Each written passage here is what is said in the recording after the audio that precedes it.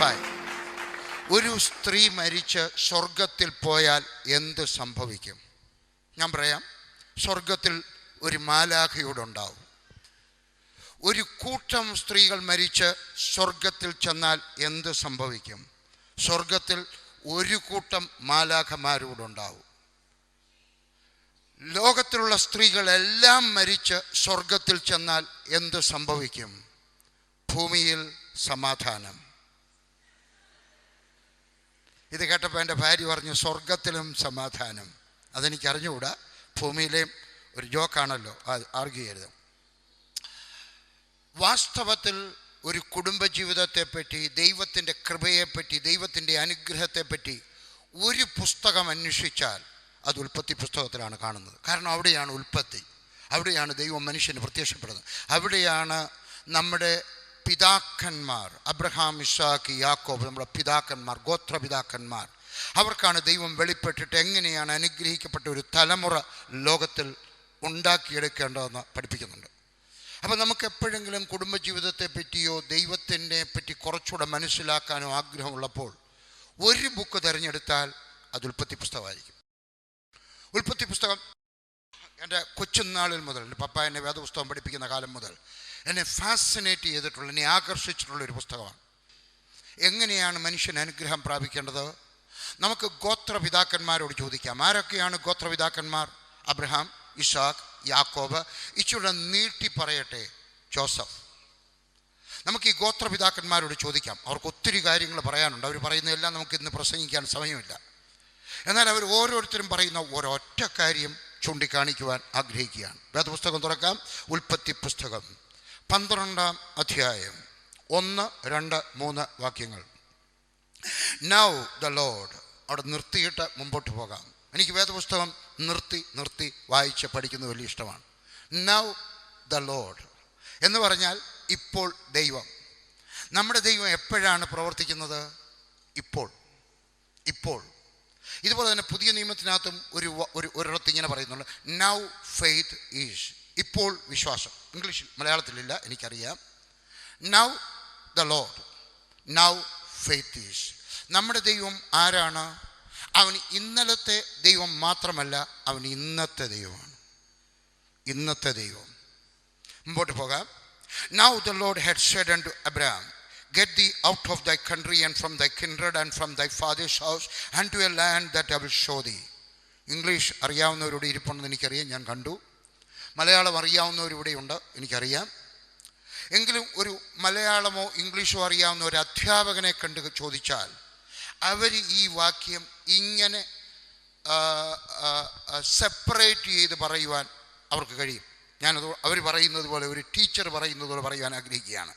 Now the Lord said unto Abraham, you get out of thy country and you get out of your kindred and you get out of your father's house and you get out and go unto a land that I will show thee. എന്ന് പറഞ്ഞാൽ ദൈവം എന്തെങ്കിലുമൊക്കെ പറഞ്ഞാൽ അതനുസരിക്കാനുള്ള ചുമതല നമ്മുടേതാണ്.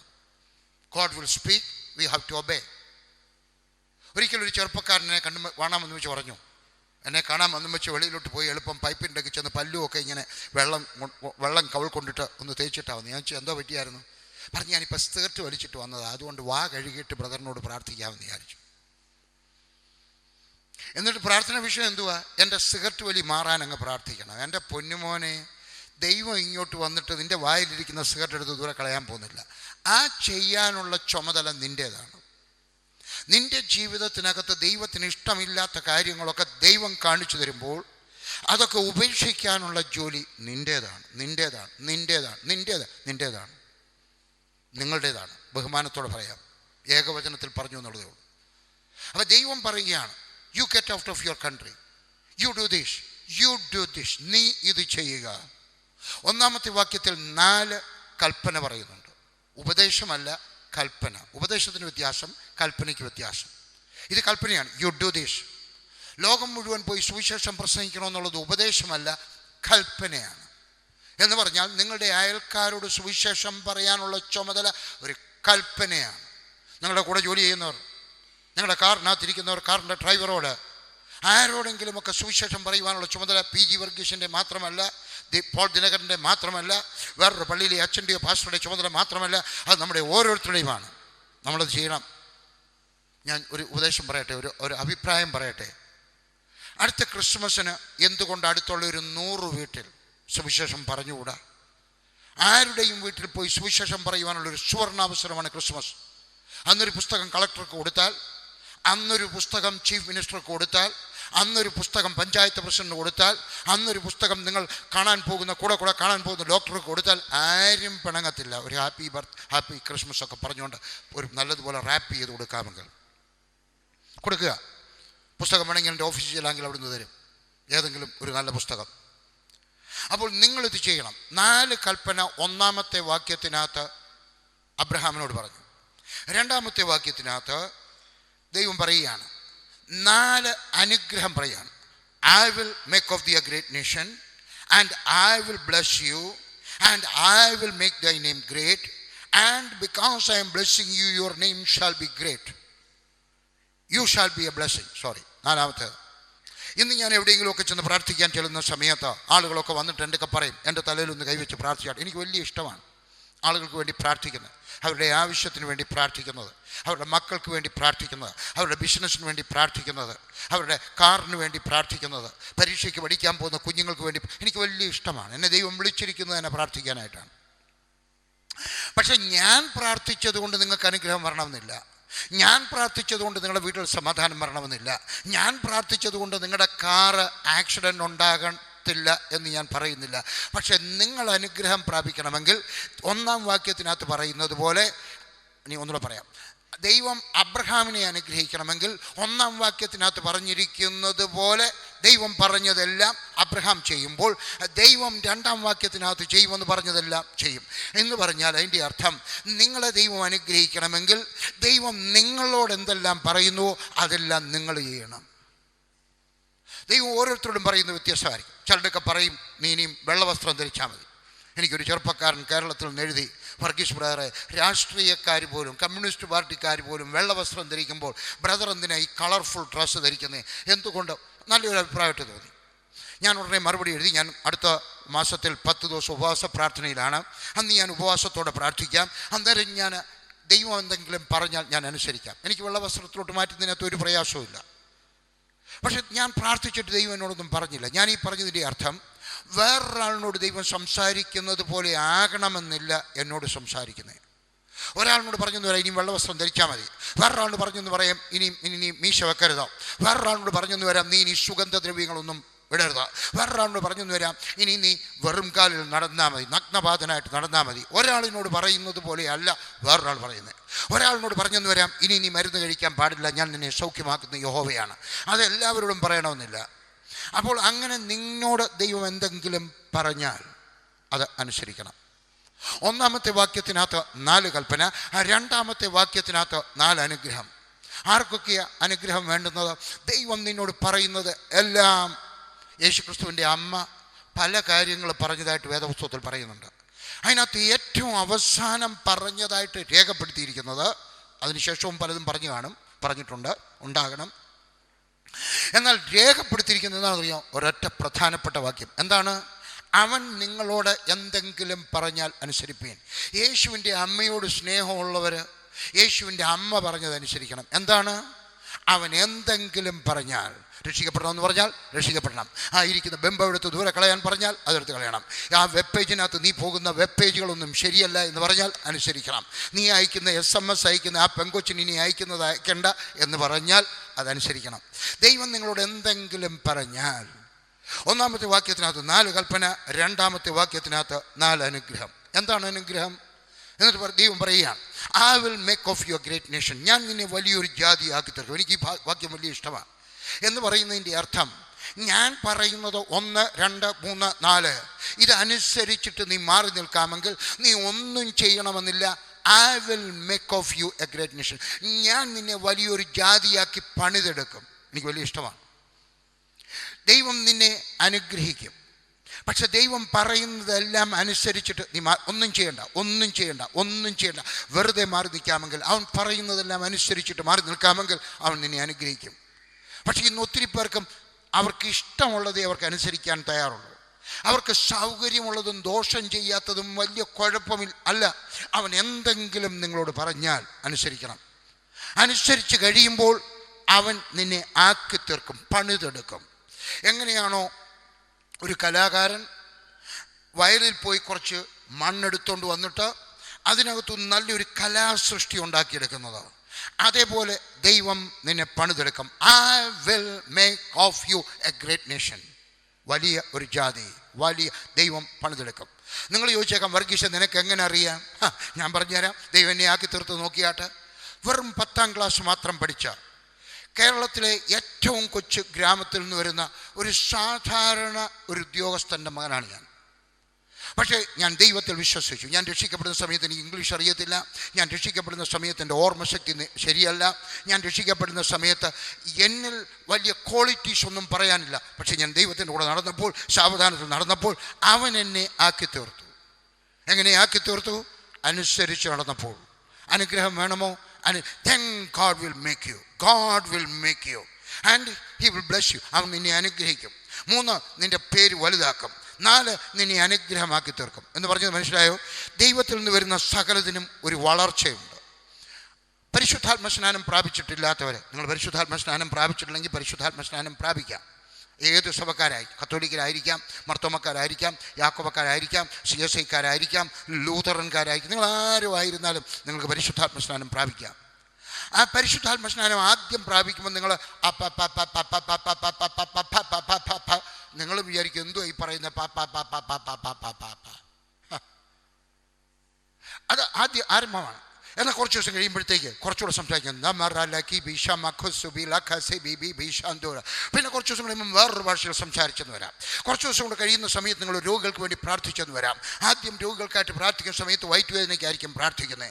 എന്നാൽ കുറച്ച് ദിവസം കൂടെ കഴിയുമ്പോൾ ആർത്തറിറ്റീസിന് വേണ്ടി പ്രാർത്ഥിക്കുവാൻ തുടങ്ങും. കുറച്ച് ദിവസം കൂടെ കഴിയുമ്പോൾ ക്യാൻസറിന് വേണ്ടി എന്ന് പറഞ്ഞതിൻ്റെ അർത്ഥം, നിങ്ങൾ ദൈവത്തോട് ചേർന്ന് നടന്ന് വരുമ്പോൾ അനുഗ്രഹത്തിൻ്റെ അളവും വളർന്നു കിട്ടും. ദൈവം ഇവിടെ പറയുകയാണ്, I will bless you, I will make your name great, and finally you will become a blessing. ഞാൻ നിന്നെ അനുഗ്രഹിക്കും, നിന്റെ പേര് വലുതാക്കും. അവസാനം നീ അനുഗ്രഹ കട്ടയായിട്ട് മാറും, അനുഗ്രഹത്തിൻ്റെ തീനാളമായിട്ട് മാറും, അനുഗ്രഹത്തിൻ്റെ നയഗ്ര ഫൾസായിട്ട് മാറും. ആർക്കാണ് അനുഗ്രഹം പ്രാപിക്കാൻ ആഗ്രഹം? ഞാൻ നിങ്ങളോട് പറയട്ടെ, ദൈവത്തോട് ചേർന്ന് നടക്കുക. അവൻ നിങ്ങളെ അനുഗ്രഹിച്ച് അനുഗ്രഹിച്ച് അനുഗ്രഹിച്ച് അനുഗ്രഹിച്ച് അനുഗ്രഹിച്ച് നിങ്ങളൊരു അനുഗ്രഹ കട്ടയായിട്ട് മാറും. ദൈവത്തിൻ്റെ കൂടെ ചേർന്ന് നടക്കുന്ന സമയത്ത്, ഞാൻ എൻ്റെ ആദ്യകാലത്താണ് ഈ പുസ്തകം പഠിക്കുന്നത്, കാശ്മീരിലിരിക്കുന്ന സമയത്ത്. അന്ന് ഞങ്ങൾക്കൊരു മുറിയേ ഉള്ളൂ. അപ്പോൾ പ്രാർത്ഥിക്കാൻ സൗകര്യമുള്ളൊരു കുഞ്ഞുണ്ട്. അവനെപ്പോഴും ശല്യം ഉണ്ടാക്കിക്കൊണ്ടിരിക്കും, അല്ലെങ്കിൽ അവൻ ഉറങ്ങുന്ന സമയം നോക്കണം. അപ്പം ഞങ്ങളുടെ വീടിൻ്റെ അടുക്കൽ അവിടുത്തെ പോലീസ് ജനറലിന്, ജമ്മു കാശ്മീരിലെ പോലീസ് ജനറലിന് ഒരു പേരത്തോട്ടമുണ്ട്. ഒരു 4-5 ഏക്കർ വരും. ഞാൻ അവിടെ നിന്ന് പെർമിഷൻ വാങ്ങിച്ചു. ഞാൻ അവിടെ പോയിരുന്നു. അയാൾ പറഞ്ഞ് ഞങ്ങളുടെ പേരയ്ക്കാന്ന് ഇതെന്നെങ്കിലും. ഞാൻ പറഞ്ഞില്ല, പേടിക്കണ്ട, ഞാൻ ഒരു ഉപദേശിയാണ്, ഞാൻ മോഷ്ടിക്കത്തില്ല, ഞാൻ അവിടെ ഇരിക്കും, വിശന്നാലും മോഷ്ടിക്കത്തില്ല. അതുകൊണ്ട് അയാളുടെ പേരത്തോട്ടത്തിൽ നിന്ന് പ്രാർത്ഥിക്കാൻ എനിക്ക് അനുവാദം തന്നു. അന്ന് എനിക്കൊരു ചാക്കുണ്ട്, പട്ടാളത്തിൽ നിന്ന് കിട്ടിയ ഒരു തരം പ്രത്യേക ചാക്ക. ഈ നമ്മുടെ അരിച്ചാക്കല്ല, വേറൊരു തരത്തിലുള്ളൊരു ചാക്ക്. ആ ചാക്ക് എടുത്തുകൊണ്ട് ഞാൻ അവിടെ വിരിച്ച് ഞാൻ അവിടെ ഇരുന്ന് പ്രാർത്ഥിക്കുമായിരുന്നു. പ്രാർത്ഥിച്ചുകൊണ്ടിരിക്കുമ്പോഴാണ് ഞാൻ ഈ പാഠം പഠിച്ചത്. എന്താണ്? നീ ദൈവത്തോടൊപ്പം ദൈവം നിന്നെ അനുഗ്രഹിക്കും അനുഗ്രഹിക്കും അനുഗ്രഹിക്കും. അവസാനം നീ അനുഗ്രഹ കട്ടയായിട്ട് മാറും. നീ അനുഗ്രഹ കട്ടയായി തീർന്നെങ്കിൽ മാത്രമേ നിനക്ക് വേറൊരാളിനെ അനുഗ്രഹിക്കാനൊക്കത്തുള്ളൂ. ഞാൻ ഇച്ചിരി അനുഗ്രഹിക്കപ്പെട്ടിട്ടുള്ളെങ്കിൽ എനിക്കങ്ങനെ വേറൊരാളിനെ അനുഗ്രഹിക്കാനൊക്കുന്നേ. എൻ്റെ കയ്യിൽ 100 രൂപ മാത്രമേ ഉള്ളൂ എങ്കിൽ എനിക്ക് നിങ്ങൾക്ക് 500 രൂപ തരാൻ സാധ്യമല്ല. എൻ്റെ കയ്യിൽ 500 രൂപ മാത്രമേ ഉള്ളൂ എങ്കിൽ എനിക്ക് നിങ്ങൾക്ക് 600 രൂപ തരാൻ സാധ്യമല്ല. എന്ന് പറഞ്ഞാൽ എൻ്റെ കയ്യിലുള്ള അളവിനല്പം താഴെ മാത്രമേ എനിക്ക് നിങ്ങളെ അനുഗ്രഹിക്കാൻ സാധിക്കത്തുള്ളൂ. അപ്പം എനിക്കൊരു കാര്യം മനസ്സിലായി, ഞാൻ വേറൊരാളിനെ അനുഗ്രഹിക്കണമെങ്കിൽ ഞാൻ അനുഗ്രഹിക്കപ്പെട്ടവനായിട്ട് മാറണം. നിൻ്റെ അളവ് കുറച്ചുകൂടെ കൂട്ടിയെടുക്കുവാൻ നിനക്ക് കഴിയും. അതുവരെ ഞാൻ പ്രാർത്ഥിക്കുമായിരുന്നു, കർത്താവേ എന്നെ അനുഗ്രഹിക്കണമേ, എൻ്റെ മകനെ അനുഗ്രഹിക്കണമേ, എൻ്റെ ഭാര്യയെ അനുഗ്രഹിക്കണമേ, എൻ്റെ സഭയെ അനുഗ്രഹിക്കണമേ. തീർന്നു. എന്നാൽ ഇത് ഞാൻ പഠിച്ചതിന് ശേഷം ഞാൻ അങ്ങനെ പ്രാർത്ഥിക്കാറില്ല. ഇപ്പോൾ ഞാൻ എങ്ങനെയാണ് പ്രാർത്ഥിക്കുന്നറിയോ? കർത്താവേ എന്നെ ഒരു അനുഗ്രഹമാക്കി തീർക്കണം. ആദ്യത്തെ പ്രാർത്ഥന എന്നെ അനുഗ്രഹിക്കണമേ എന്നുള്ള പ്രാർത്ഥന, it is A baby prayer, കൊച്ചു കുഞ്ഞുങ്ങളുടെ നഴ്സറി പ്രെയറാണ്. എന്നാൽ ഒരു പോസ്റ്റ് ഗ്രാജുവേറ്റ് പ്രെയർ, എന്ന് പറഞ്ഞാൽ, കുറച്ചുകൂടെ പറഞ്ഞാൽ ഒരു ഡോക്ടറേറ്റ് പ്രെയർ, ഒരു കുറച്ചുകൂടെ ഉയർന്ന നിലയിലെ പ്രാർത്ഥന എന്ന് പറഞ്ഞാൽ എന്നെ അനുഗ്രഹമാക്കി തീർക്കണം. അപ്പോൾ ഞാൻ വേറൊരാൾക്ക് അനുഗ്രഹമായി തീരുവാൻ കഴിയും. ഒത്തിരി കഥകൾ പറയുവാൻ എനിക്ക് കഴിയും, ഒത്തിരി കഥകൾ. ഞാൻ വഴിയെ കൂടെ നടന്നു പോകുമ്പോൾ ഞാൻ ആളുകളെ തൊടുന്നു. അവർ പലരും തിരിച്ചു വന്നിട്ട് പറയും, ഒരു ഉദാഹരണം പറയാം. ഞാൻ മുണ്ടക്കയത്ത് പ്രസംഗിക്കാൻ പോവുകയായിരുന്നു. ഞങ്ങളുടെ വണ്ടിയിൽ പോവുകയാണ്. അപ്പോൾ വഴിയും ഞങ്ങൾ ഒരു വീട്ടിൽ ബ്രേക്ക്ഫാസ്റ്റ് കഴിക്കാൻ വിളിച്ചു. ഞാൻ അവിടെ കയറിയിട്ട് ഇറങ്ങി വരുന്ന സമയത്ത് കുറച്ച് പേരെ ഞാൻ പ്രാർത്ഥിക്കാനായിട്ട് അവിടെ നിൽപ്പുണ്ട്. ഒരു ചെറുപ്പക്കാരൻ, എത്ര വയസ്സ് കാണും, 20 വയസ്സോ വല്ലതും കാണും. എൻ്റെയൊക്കെ വന്നിട്ട് പറഞ്ഞു, ഞാനൊരു നിരാശനാണ്, ഞാനൊരു പരാജിതനാണ്, ഞാൻ തൊടുന്നതിലെല്ലാം പരാജയപ്പെട്ടു, എൻ്റെ വീട്ടുകാർക്ക് വേണ്ട, ഞാനൊരു ദുഃഖപുത്രനാണ്, എന്നെ ഒന്ന് അനുഗ്രഹിച്ച് പ്രാർത്ഥിക്കണം. അങ്ങനെയുള്ളവർക്ക് വേണ്ടി പ്രാർത്ഥിക്കുന്നത് എനിക്ക് വലിയ ഇഷ്ടമാണ്. ഞാൻ ആ ചെറുപ്പക്കാരൻ, സുനിൽ, ഞാൻ ആ അന്ന് എനിക്ക് പേരറിയത്തില്ല. ഞാൻ സുനിലിനെ കെട്ടി അങ്ങോട്ട് പിടിച്ചിട്ട്, സുനിൽ പിന്നെ എന്ന് പറഞ്ഞാൽ എന്നെ കെട്ടിപ്പിടിച്ചൊന്ന് കുലുക്കി ഒന്ന് പ്രാർത്ഥിച്ചു. എങ്ങനെയാണോ പറയ്ക്കകത്ത് നെല്ല് കുലുക്കി അമക്കുന്നത്, അതുപോലെ ദൈവത്തിൻ്റെ അനുഗ്രഹം എന്നിലേക്ക് വന്നു. അവൻ്റെ ജീവിതം പാടെ മാറി. അവനൊരു MBBS ഡോക്ടറെ കെട്ടാനുള്ള ഭാഗ്യം ലഭിച്ചു. നല്ല കുടുംബത്തിലുള്ളതാണ്, എനിക്കറിയാം നമ്മുടെ കുടുംബം. എനിക്കൊരു MBBS ഡോക്ടറെ, കുവൈറ്റുകാരി ഒരു പെണ്ണിനെ കെട്ടാനുള്ള ഭാഗ്യമുണ്ടായി. ദൈവം എൻ്റെ കുറച്ച് രൂപ തന്നു. ഞാനത് ബിസിനസ് മുടക്കി. ഇന്നവൻ ബാംഗ്ലൂരിൽ ഒരു റിയൽ എസ്റ്റേറ്റ് ബിൽഡറാണ്. എങ്ങനെ സംഭവിച്ചു? ഞാൻ തൊട്ടപ്പോൾ. ഞാൻ എന്നെ വലുതാക്കി കാണിക്കുകയല്ല, പക്ഷേ എൻ്റെ പ്രാർത്ഥന മാറിയപ്പോൾ. ഇനി എത്ര ഉദാഹരണം വേണം? സമയമില്ല. അപ്പോൾ നിങ്ങൾ ഇന്ന് വരെ പ്രാർത്ഥിച്ചിട്ടുണ്ടെങ്കിൽ കർത്താവ് എന്നെ അനുഗ്രഹിക്കണമേ, ആ പ്രാർത്ഥന അങ്ങ് നിർത്തണം. അതൊരു ദോഷമല്ല, പക്ഷേ അതൊരു ബേബി പ്രയറാണ്. ഇന്നു മുതൽ നിങ്ങളുടെ പ്രാർത്ഥന ഇതായിരിക്കട്ടെ: കർത്താവെ, എന്നെ അനുഗ്രഹമാക്കി മാറ്റണമേ, എൻ്റെ ഭാര്യയ്ക്ക് എന്നെ ഒരു അനുഗ്രഹമാക്കി തീർക്കണമേ, എൻ്റെ ഭർത്താവിന് എന്നെ ഒരു അനുഗ്രഹമാക്കി തീർക്കണമേ, എൻ്റെ മക്കൾക്ക് എന്നെ ഒരു അനുഗ്രഹമാക്കി തീർക്കണമേ, എൻ്റെ അയലത്തുകാർക്ക് എന്നെ ഒരു അനുഗ്രഹമാക്കി തീർക്കണമേ, എൻ്റെ സഭയിലുള്ളവർക്ക് എന്നെ ഒരു അനുഗ്രഹമാക്കി തീർക്കണമേ, കർത്താവെ, എൻ്റെ ദേശത്തുള്ളവർക്ക് എന്നെ ഒരു അനുഗ്രഹമാക്കി തീർക്കണമേ. Make me a blessing. മൂന്നാമത്തെ വാക്യം, ദൈവം അബ്രഹാമിൻ്റെ ഒക്കെ പറയുകയാണ്, നീ അനുഗ്രഹമായി മാറി കഴിയുമ്പോൾ, അതാണ് അതിൻ്റെ കീ, അതാണ് അതിൻ്റെ താക്കോൽ ഭാഗം. അതിൻ്റെ പഴയ എൻ്റെ കൊച്ചുനാളിൽ അതിൻ്റെ ഗുഡൻസ് എന്ന് പറയും. അതാണ് അതിനകത്തെ മറഞ്ഞിരിക്കുന്ന മർമ്മം. അനുഗ്രഹമായി കഴിഞ്ഞ അബ്രഹാമിനെ ആരെങ്കിലും അനുഗ്രഹിച്ചാൽ, ദൈവം പറയാണ്, ആരെങ്കിലും അനുഗ്രഹിച്ചാൽ ഒടേ തമ്പുരാനായ ദൈവം ഇറങ്ങി വന്ന ആ അനുഗ്രഹിച്ചവനെ അനുഗ്രഹിക്കും. നിങ്ങൾക്ക് അനുഗ്രഹം പ്രാപിക്കാൻ ഒരു കുറുക്ക് വഴി പറഞ്ഞുതരാം. എന്താണ്? നിങ്ങൾ പള്ളിയിൽ പോകണമെന്നില്ല, നിങ്ങൾ ദശാംശം കൊടുക്കണം, നിങ്ങൾ വേദപുസ്തകം വായിക്കണം. പക്ഷേ ഇത് അനുഗ്രഹിക്കപ്പെടാൻ ഒരു കുറുക്ക് വഴി ദൈവം വേദപുസ്തകം എഴുതിയിരിക്കുന്നു. എന്താണ്? അനുഗ്രഹമായി മാറിക്കഴിഞ്ഞ അബ്രഹാമിനെ അനുഗ്രഹിക്കണം. നിങ്ങൾക്ക് അനുഗ്രഹമായി മാറിക്കഴിഞ്ഞ അബ്രഹാമിനെ അറിയാമെങ്കിൽ എന്നെ നോക്കിയാട്ടെ. ദൈവം എന്നെ അനുഗ്രഹിച്ചിരിക്കുകയാണ്, എൻ്റെ ബുദ്ധിയെ അനുഗ്രഹിച്ചിരിക്കും, എൻ്റെ കഴിവിനെ അനുഗ്രഹിച്ചു. ഞാൻ ഇന്നൊരു കല്യാണത്തിന് പ്രസംഗിക്കാൻ പോയി. അത് കഴിഞ്ഞ് ഇറങ്ങി വന്നപ്പോൾ ഞാൻ ഒരാൾക്ക് ഒരു ഉപദേശം കൊടുത്തു. അന്നേരം എൻ്റെ ഒക്കെ ചോദിച്ചാൽ എന്തെല്ലാം അറിയാം. ഞാൻ പറഞ്ഞു, ദൈവത്തിൻ്റെ കൃപയാണ്. എനിക്കറിയാൻ വയ്യാത്ത വിഷയങ്ങളൊന്നുമില്ല. എനിക്ക് മെഡിസിൻ കുറച്ചറിയാം, എൻജിനീയറിങ് കുറച്ചറിയാം, ഫിലോസഫി കുറച്ചറിയാം. എനിക്കറിയാൻ വയ്യാത്ത എങ്ങനെ കിട്ടിയതാണ്? ദൈവം എന്നെ അനുഗ്രഹിച്ചതാണ്. അതുകൊണ്ട് അനുഗ്രഹിക്കപ്പെട്ട എന്നെ ഇംഗ്ലീഷിൽ പ്രസംഗിക്കാൻ എനിക്ക് കഴിയും, മലയാളത്തിൽ പ്രസംഗിക്കാൻ എനിക്ക് കഴിയും, ഹിന്ദിയിൽ പ്രസംഗിക്കാൻ എനിക്ക് കഴിയും. രക്ഷിക്കപ്പെട്ടപ്പോൾ ഉണ്ടായതല്ല, ദൈവത്തിൻ്റെ കൂടെ അനുഗ്രഹിക്കമായി മാറിക്കഴിഞ്ഞ എന്നെ, വേറൊരു ദൈവദാസനെ നിങ്ങൾ അനുഗ്രഹിച്ചാൽ, ഒടേ തമ്പുരാൻ പറയുകയാണ്, ഒടേ തമ്പുരാൻ തന്നെ ഇറങ്ങി വന്ന് നിന്നെ അനുഗ്രഹിക്കും. ആർക്കാണ് അനുഗ്രഹിക്കപ്പെടാൻ ആവശ്യം? അനുഗ്രഹമായി മാറിക്കഴിഞ്ഞ ആരെയെങ്കിലുമൊക്കെ ശ്രദ്ധിക്കുക. ഞാൻ മിക്കവാറും എല്ലാ ദിവസവും ബില്ലി ഗ്രഹാമിനെ അനുഗ്രഹിക്കും. എന്താ കാര്യം? വേദപുസ്തകം പറയുന്നു, അനുഗ്രഹമായി മാറിക്കഴിഞ്ഞ ഒരു മനുഷ്യനെ ആരെങ്കിലും അനുഗ്രഹിച്ചാൽ ഒടേ തമ്പുരാൻ അവനെ അനുഗ്രഹിക്കും. ആർക്കാണ് അനുഗ്രഹം ആവശ്യം? അതുകൊണ്ട് ഞാൻ രാവിലെ എഴുന്നേറ്റിട്ട് എനിക്കറിയാവുന്ന ഒരു ലിസ്റ്റ് എടുത്ത് വെച്ചിട്ട് ഞാൻ ലിസ്റ്റ് കാണാതെ മനസ്സിനകത്ത് ആലോചിച്ച് അവരെ അനുഗ്രഹിക്കാം. ബില്ലി ഗ്രഹാമിനെ അനുഗ്രഹിക്കണമേ, അദ്ദേഹത്തെ അനുഗ്രഹിക്കണമേ, ആ സുവിശേഷം പ്രസംഗിച്ച സ്ത്രീ അനുഗ്രഹിക്കണമേ, ആ പ്രാർത്ഥിക്കുന്ന സഹോദരി അനുഗ്രഹിക്കണമേ. അനുഗ്രഹമായി മാറിക്കഴിഞ്ഞവരെ അനുഗ്രഹിക്കുക, ഒടേ തമ്പുരാൻ നിന്നെ അനുഗ്രഹിക്കും. എങ്ങനെയൊക്കെ അനുഗ്രഹിക്കാൻ നോക്കും? നിൻ്റെ വാ കൊണ്ട് അനുഗ്രഹിക്കാം, പിന്നെ കുറച്ച് രൂപ കൊടുത്ത് അനുഗ്രഹിക്കാം, ഒരു ജോഡി വസ്ത്രം വാങ്ങിച്ചു കൊടുത്ത് അനുഗ്രഹിക്കാം, വീട്ടിൽ വിളിച്ചു കയറ്റി ഒരു കഴിയുന്ന നിൻ്റെ കഴിവ് പോലെ ഒരു കട്ടൻ കാപ്പി കൊടുക്കാനാണ് കഴിവെങ്കിൽ ഒരു കട്ടൻ കാപ്പി കൊടുക്കുക, ഒരു നേരത്തെ ആഹാരം കൊടുക്കുക. ഏതെങ്കിലുമൊക്കെ വിധത്തിൽ അവരെ അനുഗ്രഹിക്കുക. വാ കൊണ്ട്, പണം കൊണ്ട്, തുണി കൊടുത്ത്, ആഹാരം കൊടുത്ത്, ഏതെങ്കിലുമൊക്കെ വിധത്തിൽ അനുഗ്രഹിച്ചാൽ ഒടേ തമ്പുരാൻ പറയുന്നു, അവൻ നിന്നെ അനുഗ്രഹിക്കും. 3-ാം വാക്യത്തിൻ്റെ 2-ാമത്തെ ഭാഗത്ത് പിടിക്കുക. ആരെങ്കിലും നിന്നെ ശപിച്ചാൽ എന്ന് പറഞ്ഞാൽ അനുഗ്രഹമായി മാറിക്കഴിയുന്ന അബ്രഹാമിനെ ആരെങ്കിലും ശപിച്ചാൽ, ആരെങ്കിലും, മലയാളി, തമിഴൻ, ഹിന്ദിക്കാരൻ, മർത്തോമക്കാരൻ, യാക്കോബക്കാരൻ, പെന്തിക്കോസുകാരൻ, ആരെങ്കിലും ശപിച്ചാൽ ഉടയമ്പരാൻ പറയുകയാണ്, ഞാൻ ആ ശപിച്ചവനെ ശപിക്കും. ശപിക്കപ്പെടാതിരിക്കാൻ ഇതാ ഒരു ഉപദേശം. അനുഗ്രഹിക്കപ്പെടാനുള്ള ഉപദേശം, അനുഗ്രഹമായി മാറിക്കഴിഞ്ഞ അബ്രഹാമിനെ അനുഗ്രഹിക്കുക. ശപിക്കപ്പെടാതിരിക്കാനുള്ള ഉപദേശം, അനുഗ്രഹമായി മാറിക്കഴിഞ്ഞവനെ ശപിക്കരുത്. ശപിച്ചാൽ ഓടേ തമ്പുരാൻ, ദൈവം തന്നെ അവനെ ശപിക്കും. അനുഗ്രഹിക്കപ്പെട്ട ഒരു ശരീരം എനിക്ക് ദൈവം തന്നിട്ടുണ്ട്. 68 വയസ്സ് കഴിഞ്ഞു, 69 ആകാൻ പോന്നു. എനിക്കൊരു അസുഖമില്ല. ആളുകൾ വിചാരിക്കും എന്താ ഇങ്ങനെ കാര്യം, ഞാൻ എന്നും പല വീട്ടിൽ നല്ല ആഹാരം കഴിക്കുന്നത്. എനിക്കിഷ്ടം, ആഹാരം വലിയ ഇഷ്ടമാണ്. മീൻ വറുത്തത് വലിയ ഇഷ്ടമാണ്, ഇറച്ചി വറുത്തത് വലിയ ഇഷ്ടമാണ്, ഐസ്ക്രീം വലിയ ഇഷ്ടമാണ്. ഇതൊക്കെ കഴിച്ച് നടക്കുമ്പം വാസ്തവത്തിൽ എനിക്ക് എന്തെങ്കിലുമൊക്കെ അസുഖം വരേണ്ടതാണ്. പക്ഷേ എനിക്കൊരു അസുഖമില്ല. ആളുകൾ ചോദിക്കും എന്താ കാര്യം, ഞാൻ ആരെയും ശപിക്കുന്നില്ല. എൻ്റെ കുഞ്ഞുങ്ങൾ 5 കുഞ്ഞുങ്ങളാണ്. എൻ്റെ കുഞ്ഞുങ്ങൾ അനുഗ്രഹിക്കപ്പെട്ടവരാണ്. ഇവിടെ ഇരിക്കുന്ന പാട്ട് പാടുന്ന ജോൺസൺ എൻ്റെ കുടുംബത്തെ വളരെ അടുത്ത 14 വർഷമായിട്ട് അറിയാം. അദ്ദേഹത്തിനൊക്കെ ചോദിച്ചാട്ടെ. എൻ്റെ കുഞ്ഞുങ്ങൾ ആരും പിഴയായിട്ടില്ല. എന്താ കാര്യം, എൻ്റെ വീട്ടിൽ ദൈവം അനുഗ്രഹിച്ച ഒരാളിൻ്റെയും കുറ്റം പറയുവാൻ അനുവദിക്കുന്നില്ല.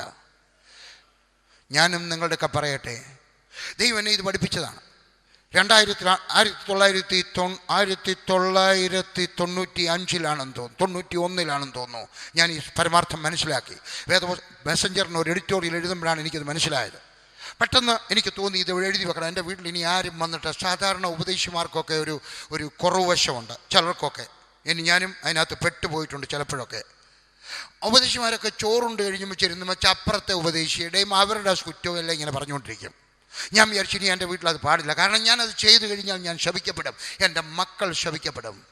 അതുകൊണ്ട് ഞാൻ അവിടെ കിടന്ന് ഒരു കലണ്ടർ തിരിച്ചിട്ടിട്ട് എൻ്റെ പേന എടുത്തിട്ട് അതിലിങ്ങനെ എഴുതി വെച്ചു, please do not criticise somebody who is not present here. ഇവിടെ സന്നിഹിതരില്ലാത്ത ഒരാളിൻ്റെയും കുറ്റം പറയാൻ പാടില്ല. അവിടെ കിടക്കുകയാണ്. കുറച്ച് ദിവസം കഴിഞ്ഞപ്പോൾ പാസ്റ്റർ ജോൺ ഓസ്റ്റിൻ എന്ന് പറയുന്ന, ഞാൻ ബഹുമാനിക്കുന്ന എൻ്റെ പാസ്റ്റർ എന്ന് പറയുന്ന, എൻ്റെ മെൻറ്റോർ എന്ന് പറയുന്ന ദൈവദാസൻ വീട്ടിലോട്ട് വന്നു. സായിപ്പാണ് അദ്ദേഹം. കുടുംബമായിട്ട് വന്നതാണ്. ഞങ്ങൾ ചോറുണ്ണാൻ വിളിച്ചപ്പം വന്നതാണ് ഡൽഹിയിൽ. അദ്ദേഹം അവിടെ ഇരിക്കുന്ന സമയത്ത് ഈ കലണ്ടറിൽ ഏതാണ്ട് എഴുതിയിട്ടിരിക്കുന്ന കണ്ടു. അദ്ദേഹം അങ്ങോട്ട് നടന്ന് എന്നും വെച്ച് വായിച്ചു വെച്ച് പറഞ്ഞു, വർഗീസ് ഇത് നന്നായിരിക്കുന്നില്ല, എവിടെ നിന്ന് കിട്ടി? ഞാൻ പറഞ്ഞു ഉൽപ്പത്തി പുസ്തകം 12-ാം അധ്യായത്തിൻ്റെ 3-ാം വാക്യത്തിന് കിട്ടി. അദ്ദേഹം പറഞ്ഞു, വർഗീസ് ഇത് പ്രിൻ്റ് ചെയ്യണം, എന്നിട്ട് എല്ലാ മലയാളി പാസ്റ്റർക്കും 5 or 6 കോപ്പി വെച്ച് ഫ്രീ ആയിട്ട് കൊടുക്കണം. എന്തിനാ അദ്ദേഹം അങ്ങനെ പറഞ്ഞെന്ന് നിങ്ങൾക്കറിയാം. എൻ്റെ ഉപദേശം കേട്ടാട്ട. ഇതാ അബ്രഹാം പഠിപ്പിക്കുകയാണ്.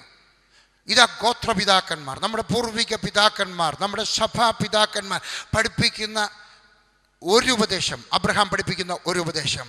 അനുഗ്രഹം വേണമോ ശാപം വേണമോ നിനക്ക് തിരഞ്ഞെടുക്കാം. Blessing or curse you can choose. What will you choose? നീ എന്തു തിരഞ്ഞെടുക്കും? ഇതാ അബ്രഹാമിൽ നിന്ന് പഠിക്കാം. അനുഗ്രഹം തിരഞ്ഞെടുക്കുക, അനുഗ്രഹിക്കപ്പെട്ടവരെ അനുഗ്രഹിക്കുക, ശാപം വിട്ടൊഴിയുക, അനുഗ്രഹിക്കപ്പെട്ടവർക്ക് എതിരായിട്ട് സംസാരിക്കാതെ ഇരിക്കുക. Blessing or curse you can choose. 26-ാം അധ്യായം അദ്ദേഹത്തിൻ്റെ മകൻ പഠിപ്പിക്കുന്ന ഒരു പരമാർത്ഥം. ഇസാക്ക് 26-ാം അധ്യായം 1-ാമത്തെ വാക്യം. And there was a famine in the land beside the first famine that was in the days of Abraham. And Isaac went unto Abimelech king of Philistines unto Gerar. ഇതാ അബ്രഹാമിൻ്റെ മകൻ പഠിപ്പിക്കുന്ന ഒരു സത്യം. അബ്രഹാമിൻ്റെ മകൻ ഇസ്ഹാക്ക്, അദ്ദേഹം ഒരു പരദേശിയായിട്ട് ഒരു അന്യദേശത്ത് പോയി താമസിക്കുകയാണ്, കൂടാരവാസിയായിട്ട്. ആട്ടിടയന്മാരാണ്. അങ്ങനെ ഗെരാറിൽ ചെന്ന് താമസിച്ച സമയത്ത് അബ്രഹാമിൻ്റെ സമയത്തുണ്ടായ ഒരു ക്ഷാമത്തേക്കാൾ കൂടാതെ വേറൊരു ക്ഷാമം അവിടെ ഉണ്ടായി. എന്ന് പറഞ്ഞാൽ അബ്രഹാമിൻ്റെ സമയത്തൊരു ക്ഷാമം, ഇസ്ഹാക്കിൻ്റെ സമയത്തൊരു ക്ഷാമം. എന്ന് പറഞ്ഞാൽ നിങ്ങൾ അബ്രഹാം ആയിരുന്നാലും നിങ്ങൾ ഇസ്ഹാക്ക് ആയിരുന്നാലും നിങ്ങൾ എത്ര വലിയ ഭക്തരായിരുന്നാലും നിങ്ങളുടെ ജീവിതത്തിനകത്തൊരു ക്ഷാമം ഉണ്ടാകാം. മനസ്സിലായോ? ഇന്ന് നിങ്ങൾക്ക് നല്ല ആരോഗ്യമായിരിക്കാം, നാളെ ഒരു സർജറിയുടെ ആവശ്യം വന്നേക്കാം. ഇന്ന് നിങ്ങൾക്ക് നല്ലതുപോലെ ഓർമ്മശക്തി ഉണ്ടായിരിക്കാം, പെട്ടെന്നായിരിക്കും നിങ്ങളുടെ ഓർമ്മശക്തി അപ്രത്യക്ഷമാകുന്നത്. ഇന്ന് നിങ്ങളുടെ വീട്ടിൽ ഒന്നിനും കുറവില്ലായിരിക്കാം, പക്ഷെ പെട്ടെന്ന് ഒരു 2 പേര് ഷോക്കഡായി കഴിഞ്ഞപ്പോൾ ഉള്ള രൂപയൊക്കെ ഷൂന്നങ്ങ് പോയി. എവിടെയെങ്കിലും ക്ഷാമം ഉണ്ടാകാം. നിങ്ങളുടെ ആരോഗ്യത്തിൽ, നിങ്ങളുടെ പണത്തിൽ, നിങ്ങളുടെ സമാധാനത്തിൽ, എവിടെയെങ്കിലുമൊക്കെ ആരോഗ്യത്തിൽ എവിടെയെങ്കിലുമൊക്കെ ക്ഷാമം ഉണ്ടാകാം. നീ കേട്ടാട്ട്, ക്ഷാമം ഉണ്ടാകും. അതുകൊണ്ട് ദൈവത്തോട് ചേർന്ന് നടക്കണം. ക്ഷാമം ഉണ്ടാകുമ്പോഴല്ല ദൈവത്തെ വിളിക്കേണ്ടത്. കുഴപ്പം ഉണ്ടായി കഴിയുമ്പോഴല്ല ദൈവത്തെ വിളിക്കേണ്ടത്. മോൻ പിഴയായി കഴിയുമ്പോഴല്ല ദൈവത്തെ വിളിക്കേണ്ടത്. മകൾ ഒരു മുസ്ലിമിൻ്റെ കൂടെ ഒളിച്ചോടിപ്പോയി കഴിയുമ്പോഴല്ല ദൈവത്തെ വിളിക്കേണ്ടത്. ദൈവത്തോട് ചേർന്ന് നടന്നാൽ നിൻ്റെ ആവശ്യമുള്ള സമയത്ത് നീ നീ നീ നീ നീ നീ നീ മന്ത്രിച്ചു പോകുന്നത്, നിൻ്റെ ഹൃദയം പതുക്കെ മെല്ലെ സംസാരിച്ചു പോകുന്നത് ഓടെ തമ്പുരാൻ കേൾക്കും. ഹല്ലേലൂയ. എനിക്ക് ദൈവത്തിൽ വലിയ വിശ്വാസമാണ്. ഞാൻ നിലവിളിച്ചാൽ, എൻ്റെ ഹൃദയം ഒന്ന് ഞരങ്ങിപ്പോയാൽ എൻ്റെ ദൈവം എൻ്റെ പ്രാർത്ഥന കേൾക്കും. അതുകൊണ്ട് എപ്പോഴെങ്കിലുമൊക്കെ ക്ഷാമം വന്നു കഴിഞ്ഞാൽ എന്ത് ചെയ്യണം? ഇസാക്കിനോട് ചോദിക്കാം, ക്ഷാമം വന്നു കഴിഞ്ഞപ്പോൾ നീ എന്ത് ചെയ്തു? 12-ാമത്തെ വാക്യം. And Isaac sowed in the land and received in the same year 100-fold, and the Lord blessed him. കേട്ടോ, ദൈവം അവനെ അനുഗ്രഹിച്ചു. എപ്പോൾ? ക്ഷാമം ഉണ്ടായി കഴിഞ്ഞപ്പോൾ. അവൻ എന്ത് ചെയ്തു അനുഗ്രഹിക്കപ്പെടാൻ? ഇവിടെ എഴുതിയിരിക്കുകയാണ്, ഇസാക്ക് ദേശത്ത് വിതച്ചു. കൃഷിക്കാരെങ്കിലും ഒക്കെ ഉണ്ടോ? എൻ്റെ പപ്പ ഒരു കൃഷിക്കാരനാണ്. പപ്പ ഒരു ഉദ്യോഗസ്ഥനോടായിരുന്നു. അതിൻ്റെ കൂട്ടത്തിൽ കുറച്ച് നിലവും പുരയിടവും ഒക്കെ ഉണ്ട്. അപ്പോൾ കൃഷി എപ്പോഴും, പപ്പായ്ക്ക് കൃഷി ഒരു വലിയ ഇഷ്ടമുള്ള ഒരു പണിയായിരുന്നു. അപ്പോൾ ഇങ്ങനെ കൃഷി ചെയ്യുന്നത് കൊണ്ട് കൃഷിക്കാരുടെയൊക്കെ ചോദിച്ചാൽ അറിയാം, എവിടെയെങ്കിലും ക്ഷാമം ഉണ്ടാകുമ്പോൾ ആരും വിതയ്ക്കാറില്ല. ക്ഷാമം എന്ന് പറഞ്ഞാൽ നിങ്ങൾക്ക് മനസ്സിലാകത്തില്ല, വിശദീകരിക്കാം. ഇന്നത്തെ കാലത്ത് ക്ഷാമം എന്ന് പറഞ്ഞ്, ക്ഷാമം ആര് കണ്ടിട്ടുണ്ടോ? പഴയ കാലത്ത് 42, 40, 41, 42, 1940 സെക്കൻഡ് വേൾഡ് വാറിലെ ക്ഷാമമൊക്കെ ഉണ്ടായി. അത് കഴിഞ്ഞിട്ട് ക്ഷാമം ഉണ്ടായെന്ന് എനിക്ക് തോന്നുന്നില്ല. ആഹാരത്തിനൊരു ഷോർട്ടേജ് ഉണ്ടായിട്ടുണ്ട്, എനിക്കറിയാം. ചൈന വാറിൽ ഒരു ക്ഷാമം എന്ന് പറഞ്ഞാൽ, ഒരു വർഷം മഴയില്ല, സാധനങ്ങൾക്കൊക്കെ വില കൂടി. അടുത്ത വർഷവും മഴയില്ല, സാധനങ്ങൾക്ക് കുറച്ചുകൂടെ വില കൂടി.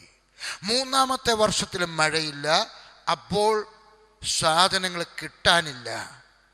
മനുഷ്യർ, കൊറിയക്കാർ പറയുന്നത്, ജപ്പാൻകാർ കൊറിയ ഭരിച്ചുകൊണ്ടിരിക്കുകയാണ്. ആ സമയത്ത് കൊറിയക്കാർ അവിടെ വിട്ടുപോകുന്ന സമയത്ത് അവർക്ക് വലിയ ക്ഷാമമുണ്ടായി. എനിക്ക് പോൾ യോങ്കിച്ചോ പറഞ്ഞതാണ്. ആ ക്ഷാമമുണ്ടായ കാലത്ത് വനത്തിൽ ഒരൊറ്റ മരത്തിലും ഇലയില്ലായിരുന്നു. ഇലയെല്ലാം മനുഷ്യർ പറിച്ചു തിന്നു. ഞാൻ അങ്ങനെ ക്ഷാമം കേട്ടിട്ടില്ല. മരത്തിലൊന്നും തൊലിയില്ലായിരുന്നു. മരത്തിൻ്റെ തൊലിയൊക്കെ വെട്ടി ഇളക്കി വീട്ടിൽ കൊണ്ടുവന്ന് തിളപ്പിച്ച് കുടിച്ചു. അത് തിളപ്പിച്ച് പൾപ്പ് പോലെ ആയപ്പോൾ അതുപോലെ തിന്നു. ആയിരക്കണക്കിന് കുഞ്ഞുങ്ങൾ റോഡിലൂടെ അലഞ്ഞു തിരിയുകയാണ്. ആരെങ്കിലും എറിഞ്ഞു കളഞ്ഞ, അമേരിക്കക്കാർ സായിപ്പന്മാരുടെ പട്ടാളം അവിടെ ഉണ്ട്, അവരെറിഞ്ഞു കഴിഞ്ഞ കോഴിയിറച്ചിയുടെ എല്ലുകൾ വല്ലതും പെറുക്കി തിന്നാൻ. ക്ഷാമം 1-ാമത്തെ വർഷം, 2-ാമത്തെ വർഷം, 3-ാമത്തെ വർഷം ആകുമ്പോൾ കിട്ടുന്നതൊക്കെ തിന്നും, ഇലകൾ പോലും പറിച്ചു തിന്നും. 4-ാമത്തെ വർഷമാകുമ്പോൾ അവരുടെ മക്കളെ അവർ കണ്ടിച്ച് വേവിച്ച് തിന്നും. വേദപുസ്തകത്തിലുണ്ട്, ചരിത്രത്തിലുണ്ട്. അതാണ് ക്ഷാമം. അതുപോലെ മഴ 1 വർഷം പെയ്തില്ല, 2 വർഷം പെയ്തില്ല, 3 വർഷം പെയ്തില്ല. അങ്ങനെ പല വർഷങ്ങൾ പെയ്യാതെ ഇരുന്നപ്പോൾ ഇസ്ഹാക്ക് എന്ത് ചെയ്തു? അവൻ വിത്ത് വിതച്ചു. ആരും ചെയ്യത്തില്ല, ഒരു പോഷണം ചെയ്യത്തില്ല. മഴക്കാർ കാണുമ്പോഴോ മഴ വരുമ്പോൾ മാത്രമേ ഒരു മനുഷ്യൻ വിത്ത് വിതയ്ക്കത്തുള്ളൂ. പക്ഷെ മഴക്കാറില്ലാതെ, മഴ പെയ്യാതെ, ഇതാ വിശ്വാസമുള്ള ഒരു ഹല്ലേലൂയ പറയുന്ന ഒരു മനുഷ്യൻ ഇതാ അവൻ വിത്ത് വിതയ്ക്കുകയാണ്. ഞാൻ ഈ ഭാഗം വായിച്ചുകൊണ്ടിരുന്നപ്പോൾ ദൈവം എന്നൊക്കെ പറഞ്ഞു, വർഗീസേ, നിനക്കും എപ്പോഴെങ്കിലും ശരീരത്തിൽ ക്ഷാമം ഉണ്ടായാൽ, എപ്പോഴെങ്കിലും നിൻ്റെ പേഴ്സണ് ക്ഷാമം ഉണ്ടായാൽ, എപ്പോഴെങ്കിലും നിൻ്റെ കുടുംബജീവിതത്തിൽ ക്ഷാമം ഉണ്ടായാൽ, എപ്പോഴെങ്കിലും നിൻ്റെ സുവിശേഷ വേലയിൽ ക്ഷാമം ഉണ്ടായാൽ, എപ്പോഴെങ്കിലും നിൻ്റെ ലോക്കൽ ചർച്ചിൽ ക്ഷാമം ഉണ്ടായാൽ എന്തു ചെയ്യണം? ഇസ്ഹാക്ക് ചെയ്യണം. എന്തു ചെയ്തു? അവൻ വിത്ത് വിതച്ചു. ഞാൻ അതിനെപ്പറ്റി ചിന്തിച്ചപ്പോൾ എനിക്കറിയാം എങ്ങനെയാണ് വിത്ത് വിതയ്ക്കുന്നത്. ഒരിക്കൽ ഞാൻ താമസിക്കുന്ന സ്ഥലത്തിൻ്റെ വീട് അഞ്ചൽ എന്ന് പറഞ്ഞതിന് അപ്പുറത്തൊരു കാട്ടുപ്രദേശത്താണ്, കുന്നും പ്രദേശത്താണ്. അങ്ങനെ അടുക്കൽ ഒരു 10 ഏക്കർ ഭൂമി വിൽക്കാനുണ്ടായിരുന്നു. പപ്പായ്ക്ക് ഒരാഗ്രഹം അത് വാങ്ങിക്കണമെന്ന്. 1961 പപ്പ അത് പോയി വാങ്ങിച്ചു. കുറേശ്ശേ വാങ്ങിച്ചു. ആദ്യം 1/2 ഏക്കർ വാങ്ങിച്ചു, പിന്നെ 1 ഏക്കർ വാങ്ങിച്ചു, പിന്നെ 2 ഏക്കർ. പലരുടെയാണ്, ഒരു കുടുംബത്തിലെ പലരുടെയാണ്. എല്ലാം വാങ്ങിച്ചു കഴിഞ്ഞപ്പോൾ അതുവരെ പപ്പ അനങ്ങിയില്ല. അത് വാങ്ങിച്ച് എല്ലാവരുടെയും വാങ്ങിച്ചു കഴിഞ്ഞപ്പോൾ പപ്പ അതിനകത്തെ കിളയ്ക്കുന്ന ആളുകളെ വിളിച്ചുകൊണ്ട് വന്ന് കൂലിക്കാരെ നിർത്തിയിട്ട് കളയ്ക്കാൻ. അവർ കളച്ച് മറിച്ചിടുക. അപ്പം പുറകിൽ അമ്മച്ചി ഒരു കുടയൊക്കെ പിടിച്ച്, പപ്പ തോട്ടത്തിൽ ജോലിയാണ്, അമ്മച്ചി അവിടെ നിന്നുണ്ട്, അവർ ജോലിക്കാരെയൊക്കെ ഇങ്ങനെ നോക്കിക്കൊണ്ടിരിക്കുകയാണ്. അമ്മച്ചി അവിടെ കിടക്കുന്ന ഇവർ കിളച്ചിടുന്നതിനകത്തെ കല്ലുകൾ പെറുക്കി മാറ്റിയിട്ടു. അവിടെ കാണുന്ന ചെടികളുടെയൊക്കെ വേരുകൾ പെറുക്കി മാറ്റിയിട്ടു. മനസ്സിലായോ? വിതയ്ക്കുക എന്ന് പറഞ്ഞാൽ ഒന്നാമത് നീയും ഞാനും ചെയ്യേണ്ടത് ആ നിലത്തിലുള്ള അനുഗ്രഹത്തിന്, വിളവിന്, കൊയ്ത്തിന് തടസ്സമായി നിൽക്കുന്ന വിത്ത്, പാറക്കല്ലുകൾ, വേരുകൾ, തടിക്കഷണങ്ങൾ പെറുക്കി മാറ്റണം. എന്താണ് നിലം? നമ്മുടെ ഹൃദയത്തെയാണ് നിലമെന്ന് പറയുന്നത് വേദപുസ്തക പ്രകാരം. എന്ന് പറഞ്ഞാൽ ദൈവത്തിൻ്റെ ചെന്ന് പ്രാർത്ഥിക്കുക, കർത്താവേ എൻ്റെ വയറിനകത്ത് ക്യാൻസർ ആണല്ലോ, എന്നെ സൗഖ്യമാക്കണമേ. എന്നിട്ട് ദൈവത്തിൻ്റെ ചോദിക്കണം, ഇതിന് തടസ്സമായിട്ട് എന്തെങ്കിലും കല്ലോ വേരോ തടിയോ ഒക്കെ എവിടെയെങ്കിലും ഒളിച്ചു കിടപ്പുണ്ടോ? അതുണ്ടെങ്കിൽ പെറുക്കി മാറ്റണം. അത് പെറുക്കി മാറ്റി കഴിയുമ്പോൾ ദൈവം നിന്നെ അനുഗ്രഹിക്കുവാൻ തുടങ്ങും. മനസ്സിലായോ? അതുകൊണ്ട് അനുഗ്രഹത്തിന് തടസ്സമായിട്ടുള്ളത് ദൈവത്തോട് ചോദിച്ച് മനസ്സിലാക്കി മാറ്റിക്കളയുക. എന്ന് പറഞ്ഞാൽ അയലത്തുകാരൻ്റെ ഒരു കോഴിക്ക് വിഷം കൊടുത്ത് കൊന്നിട്ടുണ്ട്. ഞങ്ങളുടെ നാട്ടിലെയൊക്കെ ഒരു ഉദാഹരണം പറഞ്ഞാൽ, തിരുവനന്തപുരത്ത് അങ്ങനെ കോഴിയൊന്നും അധികം ഇല്ലെന്ന് എനിക്കറിയാം. അയലത്തുകാരൻ്റെ ഒരു 3 ഇഞ്ച് നീങ്ങി അതിര് മാന്തി എന്ന് വിചാരിച്ചു. തിരുവനന്തപുരത്ത് ഭൂമിക്ക് വില കൂടുതലാണല്ലോ. അവരില്ലായിരുന്നു, അവർ ഗൾഫിലായിരുന്നു. അവർ വരുന്നതിന് മുമ്പ് നീ ഒരു 3 ഇഞ്ച് മാറ്റിയെടുത്തു. അനുഗ്രഹം വേണമെങ്കിൽ അത് ചെന്ന് നിരപ്പ് പ്രാപിച്ച് ഒന്നുകിൽ അവരുടെ ഭൂമി കൊടുക്കണം, അതിൻ്റെ വില കൊടുക്കണം. കല്ല് പെറുക്കിക്കളയാതെ, വേര് പെറുക്കിക്കളയാതെ അനുഗ്രഹിക്കണമെന്ന് പറഞ്ഞാൽ കൊയ്ത്ത് നടക്കത്തില്ല. അനിയൻ അയച്ചു തന്ന രൂപയെല്ലാം ഗൾഫിൽ നിന്ന്, അമേരിക്കയിൽ നിന്ന്. ചേട്ടനെല്ലാം സ്വന്തം പേരിൽ പുരയിടം എഴുതിയിട്ടിട്ട്, എൻ്റെ കർത്താവേ എനിക്കൊരു കുഞ്ഞിനെ തരണേ. ആദ്യം കുഞ്ഞിനെ തരണമെങ്കിൽ നീ ചെയ്തിട്ടുള്ള തെറ്റുകളൊക്കെ നിരപ്പ് പ്രാപിക്കുക. വേറെ ആരുടെയെങ്കിലുമൊക്കെ കല്യാണം തട്ടിക്കളഞ്ഞും വെച്ച്, കർത്താവേ എൻ്റെ മോടെയും കല്യാണം ആരുടെ കല്യാണം ആ തട്ടിക്കളഞ്ഞ് പോയി ക്ഷമ ചോദിക്കാൻ മനസ്സുണ്ടോ? ഒത്തിരി പേർക്ക് മനസ്സില്ല. അവർ ഈഗോ, അവർ പ്രൈഡ്, അവർ ഫാൾസ് പ്രൈഡ്. ഇതാ വേദപുസ്തകം പറയുന്നു, അനുഗ്രഹിക്കും. ദൈവം നിന്റെ ക്ഷാമകാലത്ത് നിനക്ക് അനുഗ്രഹം തരും. പക്ഷേ അനുഗ്രഹത്തിന് തടസ്സമായി നിൽക്കുന്ന കല്ലുകൾ പെറുക്കി മാറ്റിയാട്ട്, വേരുകൾ പെറുക്കി മാറ്റിയാട്ട്, തടിക്കഷണങ്ങൾ പെറുക്കി മാറ്റിയാട്ട്. എന്നിട്ട് വേണം വിതയ്ക്കാൻ. ഈ തടിയുടെ പുറത്ത്, കല്ലിൻ്റെ പുറത്ത് കൊണ്ട് വിതച്ച് കഴിഞ്ഞാൽ കിളി പെറുക്കിക്കൊണ്ട് പോകത്തേ ഉള്ളൂ വിത്തുകൾ. അതുകൊണ്ട് ജീവിതം ക്രമീകരിക്കുക. ഭാര്യയോട് ചെയ്തത്, ഭർത്താവിനോട് ചെയ്തത്, മക്കളോട് ചെയ്തത്, അയലത്തുകാരോട് ചെയ്തത്, അമ്മയോട് ചെയ്തത്, അപ്പനോട് ചെയ്തത്, കൂട്ടുവേലക്കാരോട് ചെയ്തത്, അത് ഏറ്റുപറയുക. 1 നിലം ക്രമീകരിക്കുക. 2 എന്നിട്ട് വിത്ത് വിതയ്ക്കുക. വേദപുസ്തകം പറയുന്നു ഇങ്ങനെ, വേദപുസ്തകം പറയുന്നു, ധാരാളമായിട്ട് വിതയ്ക്കുന്നവൻ ധാരാളമായിട്ട് കൊയ്യും, അല്പമായിട്ട് ലോഭിച്ച് വിതയ്ക്കുന്നവൻ ലോഭിച്ചു കൊയ്യും. എന്ന് പറഞ്ഞാൽ നീ വിതയ്ക്കണമെങ്കിൽ വിത്ത് വിതയ്ക്കണം. എന്താണ് വിത്ത്? യേശു ക്രിസ്തു പറഞ്ഞു, വിത്തെന്ന് പറയുന്നത് ദൈവത്തിൻ്റെ വചനമാണ്. എനിക്ക് ദൈവത്തിൻ്റെ വചനം വലിയ ഇഷ്ടമാണ്. പക്ഷെ ഒത്തിരി പേർക്കും ദൈവത്തിൻ്റെ വചനം വീട്ടിൽ വെച്ചിരിക്കുക. മീറ്റിങ്ങിന് വരുന്ന സമയത്ത് ഈ വട്ടത്തിൽ നിങ്ങളുടെ കണ്ണ് കാണുമെങ്കിൽ വേദപുസ്തകമായിട്ട് വരണം, നോട്ട്ബുക്കുമായിട്ട് വരണം, പേനയായിട്ട് വരണം. രാവിലെ ടെലിവിഷനിനകത്ത് പ്രസംഗം കേൾക്കുന്ന സമയത്തും ഇതെല്ലാം ഉണ്ടായിരിക്കണം. കാരണം ഇതെല്ലാം വിത്താണ്. ഈ വിത്ത് നിൻ്റെ ഹൃദയത്തിൽ സ്വീകരിച്ചു വെക്കണം. ഉദാഹരണം പറഞ്ഞുതരാം. വിചാരിച്ച ഒരാൾക്ക് കുഞ്ഞുങ്ങളില്ല, ഒരു കുഞ്ഞ് വേണം. എന്ത് വേണം? കുഞ്ഞുങ്ങളെ കിട്ടുമെന്ന് പറയുന്ന വാക്യങ്ങൾ കണ്ടുപിടിച്ചിട്ട് ധാരാളമായിട്ട് വിതയ്ക്കണം. ഞായറാഴ്ച രാവിലെ വിതയ്ക്കണം, ഞായറാഴ്ച ഉച്ചയ്ക്ക് വിതയ്ക്കണം, ഞായറാഴ്ച വൈകിട്ട് വിതയ്ക്കണം. ഞായർ തിങ്കൾ ചൊവ്വ ബുധൻ വ്യാഴം വെള്ളി ശനി, ഞായർ തിങ്കൾ ചൊവ്വ ബുധൻ വ്യാഴം വെള്ളി വിതച്ച് നടക്കുമ്പോൾ നീ ധാരാളമായിട്ട് കൊയ്യും. വിചാരിച്ച ഒരാൾക്ക് വീടില്ല, ഒരു വീട് വേണം. ആ വീടില്ലാത്തവരെന്ത് ചെയ്യണം? വീട് കിട്ടുമെന്നുള്ള വാക്യങ്ങൾ വേദപുസ്തകത്തിൽ കണ്ടുപിടിക്കണം. 5 വാക്യങ്ങൾ ഞാൻ കണ്ടിട്ടുണ്ട്. വീടില്ലാത്തവർക്ക് വീട് കിട്ടും. പിന്നെ വേറെ കുറച്ചുകൂടെയൊക്കെ വേണമെങ്കിൽ പറയാം, ചോദിപ്പീൻ ലഭിക്കും, അതൊക്കെ പറയാം. ഇത് കൂടാതെ വീട് തരുമെന്ന് പറയുന്ന 5 വാക്യങ്ങളുണ്ട്. ഈ 5 വാക്യങ്ങൾ കണ്ടുപിടിച്ചിട്ട് ഇത് ധാരാളമായിട്ട് വിതച്ചടക്കണം. നടക്കുന്ന സമയത്ത് ഒരു പുരയിടത്തിനകത്ത് കയറിയെന്ന് പറയണം, എൻ്റെ ദൈവം എനിക്കൊരു വീട് തരും, ഇതിനകത്തൊരു വീട് തരും, എൻ്റെ കുടുംബക്കാരെ പോലെ താമസിക്കുവാനുള്ള, അന്തസ്സോടെ താമസിക്കുവാനുള്ള ഒരു വീട് തരും. കൊല്ലത്ത് പട്ടണത്തിലുള്ള ഒരു ചെറുപ്പക്കാരൻ, അദ്ദേഹത്തെ അറിയാവുന്ന ചിലരിവിടെയുണ്ട്. അദ്ദേഹത്തിൻ്റെ ഭാര്യ എനിക്കെഴുതി, അച്ചായ 2.5 സെൻറ്റ് ഭൂമിയുള്ളൂ കൊല്ലം മുനിസിപ്പാലിറ്റിക്കകത്ത്. 2.5 സെൻറ്റിനകത്ത് പ്ലാൻ സാങ്ഷൻ ചെയ്യാൻ കൊല്ലം മുനിസിപ്പാലിറ്റിക്ക് നിയമമില്ല. അച്ചായനൊന്ന് പ്രാർത്ഥിക്കണം. ഞാൻ പ്രാർത്ഥിച്ചു. അവർക്ക് 2.5 സെൻറ്റിനകത്ത് നിയമമില്ലാത്തിടത്ത് കൈക്കൂലി ഒരൊറ്റ രൂപ കൊടുക്കാതെ, അവരുടെ വീട്ടുകാരും കൈക്കൂലി കൊടുക്കുന്നവരല്ല, ചേട്ടനിമാരാരും ഒരു കൈക്കൂലിയും കൊടുക്കാതെ അതിനകത്ത് സാങ്ഷൻ കിട്ടി. അത് കഴിഞ്ഞപ്പം എനിക്ക് പ്ലാൻ അയച്ചു തന്നു. ഞാൻ പ്ലാൻ കണ്ടു. ഒരു ബെഡ്റൂം, ഒന്നാണോ രണ്ടോ ഒന്നും എനിക്ക് ഓർമ്മയില്ല, 2 ബെഡ്റൂം അടുക്കള എല്ലാം കൂടെ.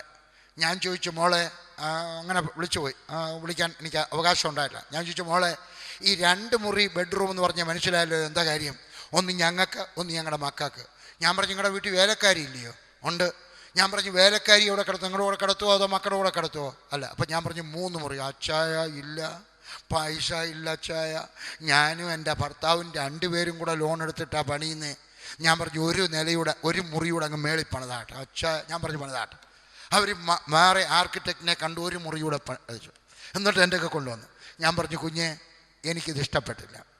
നിങ്ങളുടെ വീട്ടിൽ 1 മുറി നിങ്ങൾക്ക്, 1 മുറി മക്കൾക്ക്, 1 മുറി വേലക്കാരിക്ക്. PG വർഗീസ് വരുമ്പം ഞാൻ ഇച്ചിരി കുരുത്തക്കേടാ പറഞ്ഞ്, ഞാൻ നിങ്ങളുടെ കൂടെ ഒന്ന് താമസിക്കാൻ വന്നാൽ എവിടെ കിടത്തും? വേലക്കാരത്തോടെ കിടക്കുമോ, നിങ്ങളുടെ കൂടെ കിടത്തുമോ, മക്കളുടെ കൂടെ കിടത്തുമോ? അതൊക്കെ ഇല്ല അച്ചായ. പിന്നെ എവിടെ കിടക്കും? പിന്നെ എന്തോ ഈ അച്ചായ? ഞാൻ പറഞ്ഞു, 1 മുറിയുടെ അച്ചായ രൂപ ഇല്ല. ഞാൻ പറഞ്ഞു, 3 മുറി എങ്ങനെ? അത് ദൈവം സഹായിക്കും. ഞാൻ പറഞ്ഞു, 4 മുറിയും ദൈവം സഹായിക്കും. അവർ എഞ്ചിനീയറെ കണ്ടു, വേറൊരു പ്ലാൻ വരച്ചു, അയച്ചു തന്നു. ഞാൻ അതിനകത്ത് കൈവച്ച് പ്രാർത്ഥിച്ചിട്ട് തിരിച്ചയച്ചു കൊടുത്തു. അടുത്ത വർഷം ഞാൻ കൊല്ലത്ത് പ്രസംഗം കഴിഞ്ഞപ്പം അവിടെ ഭർത്താവ് എൻ്റെ ഇടയ്ക്ക് വന്നു പറഞ്ഞു, ചായോ എപ്പോഴാണ് വീട്ടിൽ വരുന്നത്? ഞാൻ പറഞ്ഞു, മോനെ, ഇപ്രാവശ്യം വരാൻ ഒക്കത്തില്ല കേട്ടോ, അടുത്ത പ്രാവശ്യമാണ്. അങ്ങനെ പറഞ്ഞാൽ ഒക്കത്തില്ല. വാക്ക് പറഞ്ഞതാ, വീട് പണി തീരുമ്പം 1 ദിവസം വന്ന് താമസിക്കാമെന്ന്. വീട് പണി തീർന്നു, 4 മുറിയുടെ. എന്തു ചെയ്യണം? വിത്ത് ധാരാളമായിട്ട് വിതയ്ക്കുക. ഇരിക്കുമ്പോൾ നടക്കുമ്പോൾ പുരയിടത്ത് കയറി എന്ന് വിതയ്ക്കുക. ഇസ്ഹാക്ക് പഠിപ്പിക്കുകയാണ്, നിനക്കെപ്പോഴെങ്കിലും ക്ഷമ ഉണ്ടായി പോയാൽ ധാരാളമായിട്ട് വിതയ്ക്കുക. ഭൂമി ക്രമീകരിച്ചതിന് ശേഷം, ഹൃദയം ക്രമീകരിച്ചതിന് ശേഷം ധാരാളമായിട്ട് വിതച്ചാൽ ദൈവം 100 മേനി.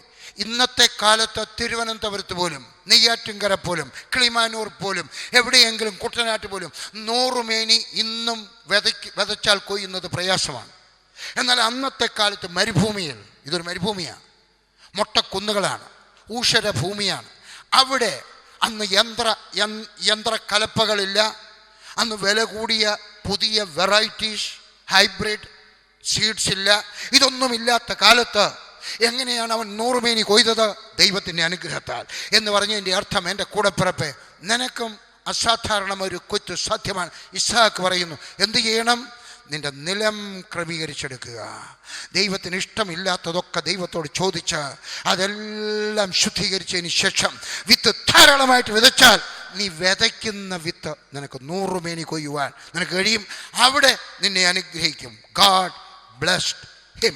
അങ്ങനെയാണെങ്കിൽ നിന്റെ ക്ഷാമകാലത്തെ നിന്റെ ഒരു അനുഗ്രഹമാക്കി മാറ്റുവാൻ കഴിയും. നിന്റെ ദുഃഖത്തെ നിനക്ക് സന്തോഷമാക്കി കഴിയുവാൻ കഴിയും.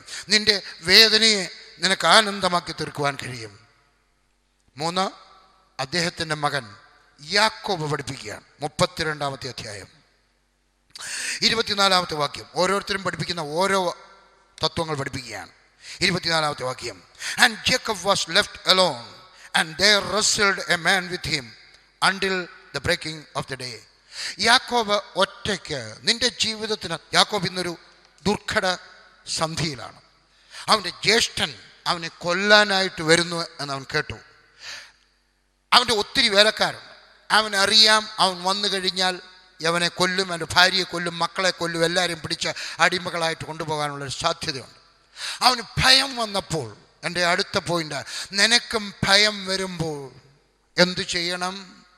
യാക്കോബിൻ്റെ ഒക്കെ ചോദിച്ചാൽ അവൻ ഒറ്റയ്ക്ക്, നിനക്കും ഭയം വരുമ്പോൾ ഒറ്റയ്ക്ക് ദൈവസന്നിധിയിൽ മുട്ടുകുത്തുക. ഒറ്റയ്ക്ക് ഒന്നിച്ച് പ്രാർത്ഥിക്കണം. ഒറ്റയ്ക്ക് പ്രാർത്ഥിക്കണം. അവൻ ഒറ്റയ്ക്ക് പ്രാർത്ഥിക്കുന്ന സമയത്ത് ദയർ, അവിടെ, നിങ്ങൾ മലയാളം ബൈബിളിലുണ്ടോ അവിടെ എന്നുള്ള വാക്ക് അടിവരയിടാൻ കൊള്ളാവുന്നൊരു വാക്യമാണ്. നിന്റെ എല്ലാം ജീവിതത്തിനകത്ത് അവിടെ എന്ന് പറയുന്ന ഒരു സ്ഥലം ഉണ്ടായിരിക്കട്ടെ. ഒറ്റയ്ക്ക് ദൈവത്തെ കണ്ടുമുട്ടുന്ന ഒരു സ്ഥലം ഉണ്ടായിരിക്കട്ടെ. നിങ്ങളുടെ വീട് 2 മുറിയുള്ളെന്ന് വിചാരിക്കുക. എങ്കിലും അതിനകത്ത് ദൈവമായിട്ട് കണ്ടുമുട്ടുന്ന ഒരു സ്ഥലം നിങ്ങൾക്കുണ്ടായിരിക്കണം. അത് നിങ്ങളുടെ മുറിയുടെ മൂലയായിരിക്കാം, ഒരു കസേരയായിരിക്കാം. എവിടെയെങ്കിലും ദൈവത്തെ കണ്ടുമുട്ടുന്ന ഒരു സ്ഥലം നിങ്ങൾക്കുണ്ടായിരിക്കണം. അവിടെ അവൻ ഏകനായപ്പോൾ ദൈവം അവൻ്റെ അടുക്കൽ വന്ന് അവനോട് ഗുസ്തി പിടിച്ചു, മൽപ്പിടുത്തം പിടിച്ചു എന്നാണ് മലയാളത്തിൽ. അങ്ങനെ മൽപ്പിടുത്തം എന്ന് എഴുതി എന്താണെന്നറിയാമോ? എല്ലാവർക്കും മനസ്സിലാവാതിരിക്കാൻ. ഒത്തിരി കാര്യങ്ങളും ചിലടത്തൊക്കെ മലയാളം ബൈബിൾ ട്രാൻസ്ലേറ്റ് ചെയ്തപ്പം അധികം പേർക്ക് മനസ്സിലാകാത്ത ഇച്ചിരി കട്ടിയുള്ള വാക്കിട്ട് എനിക്ക് കുറച്ചുകൂടെ മലയാളം സരളമായിട്ട് പറയുന്ന ഇഷ്ടം. ഗുസ്തി പിടിച്ചു. ദൈവം അവൻ്റെ അടുക്കൽ ഗുസ്തി പിടിച്ചു. എങ്ങനെയാണ് ഗുസ്തി പിടിക്കുന്നത്? നിങ്ങൾ മലയാളികൾ ഗുസ്തി പിടിക്കുന്നത് കണ്ടിട്ടുണ്ടോ എന്ന് എനിക്കറിയത്തില്ല. ഞാൻ കണ്ടിട്ടുണ്ട് കൊച്ചുനാളിൽ. ഗോദ എന്ന് പറയും. ഗോദയൊക്കെ വെട്ടി അവിടെ വന്നിട്ട് 2 ഗുസ്തിക്കാർ അപ്പുറത്ത് നിൽക്കും. എന്നിട്ട് നിങ്ങൾ വിചാരിക്കുന്നുണ്ടോ ഈ യാക്കോബ് ദൈവത്തിൻ്റെ വന്നിട്ട് പറഞ്ഞു വാ ദൈവമേ ഇപ്പം കാണിച്ചു തരാം എന്ന് പറഞ്ഞൊന്ന് വിചാരിക്കുന്നുണ്ട്? ഇല്ല. പിന്നെ എന്താ ഇങ്ങനെ ഒന്ന് പറഞ്ഞു ഞങ്ങളിപ്പോൾ എങ്ങനെയാണ് അവൻ ഗുസ്തി പിടിച്ചത്? ഹോശേയയുടെ പുസ്തകം 12-ാം അധ്യായത്തിൻ്റെ 1 മുതൽ 4 വരെയുള്ള വാക്യങ്ങൾ പറയുന്നുണ്ട്. എഴുതി ഹോശേയയുടെ പുസ്തകം, യെശയ്യാവല്ല ഹോശേയ.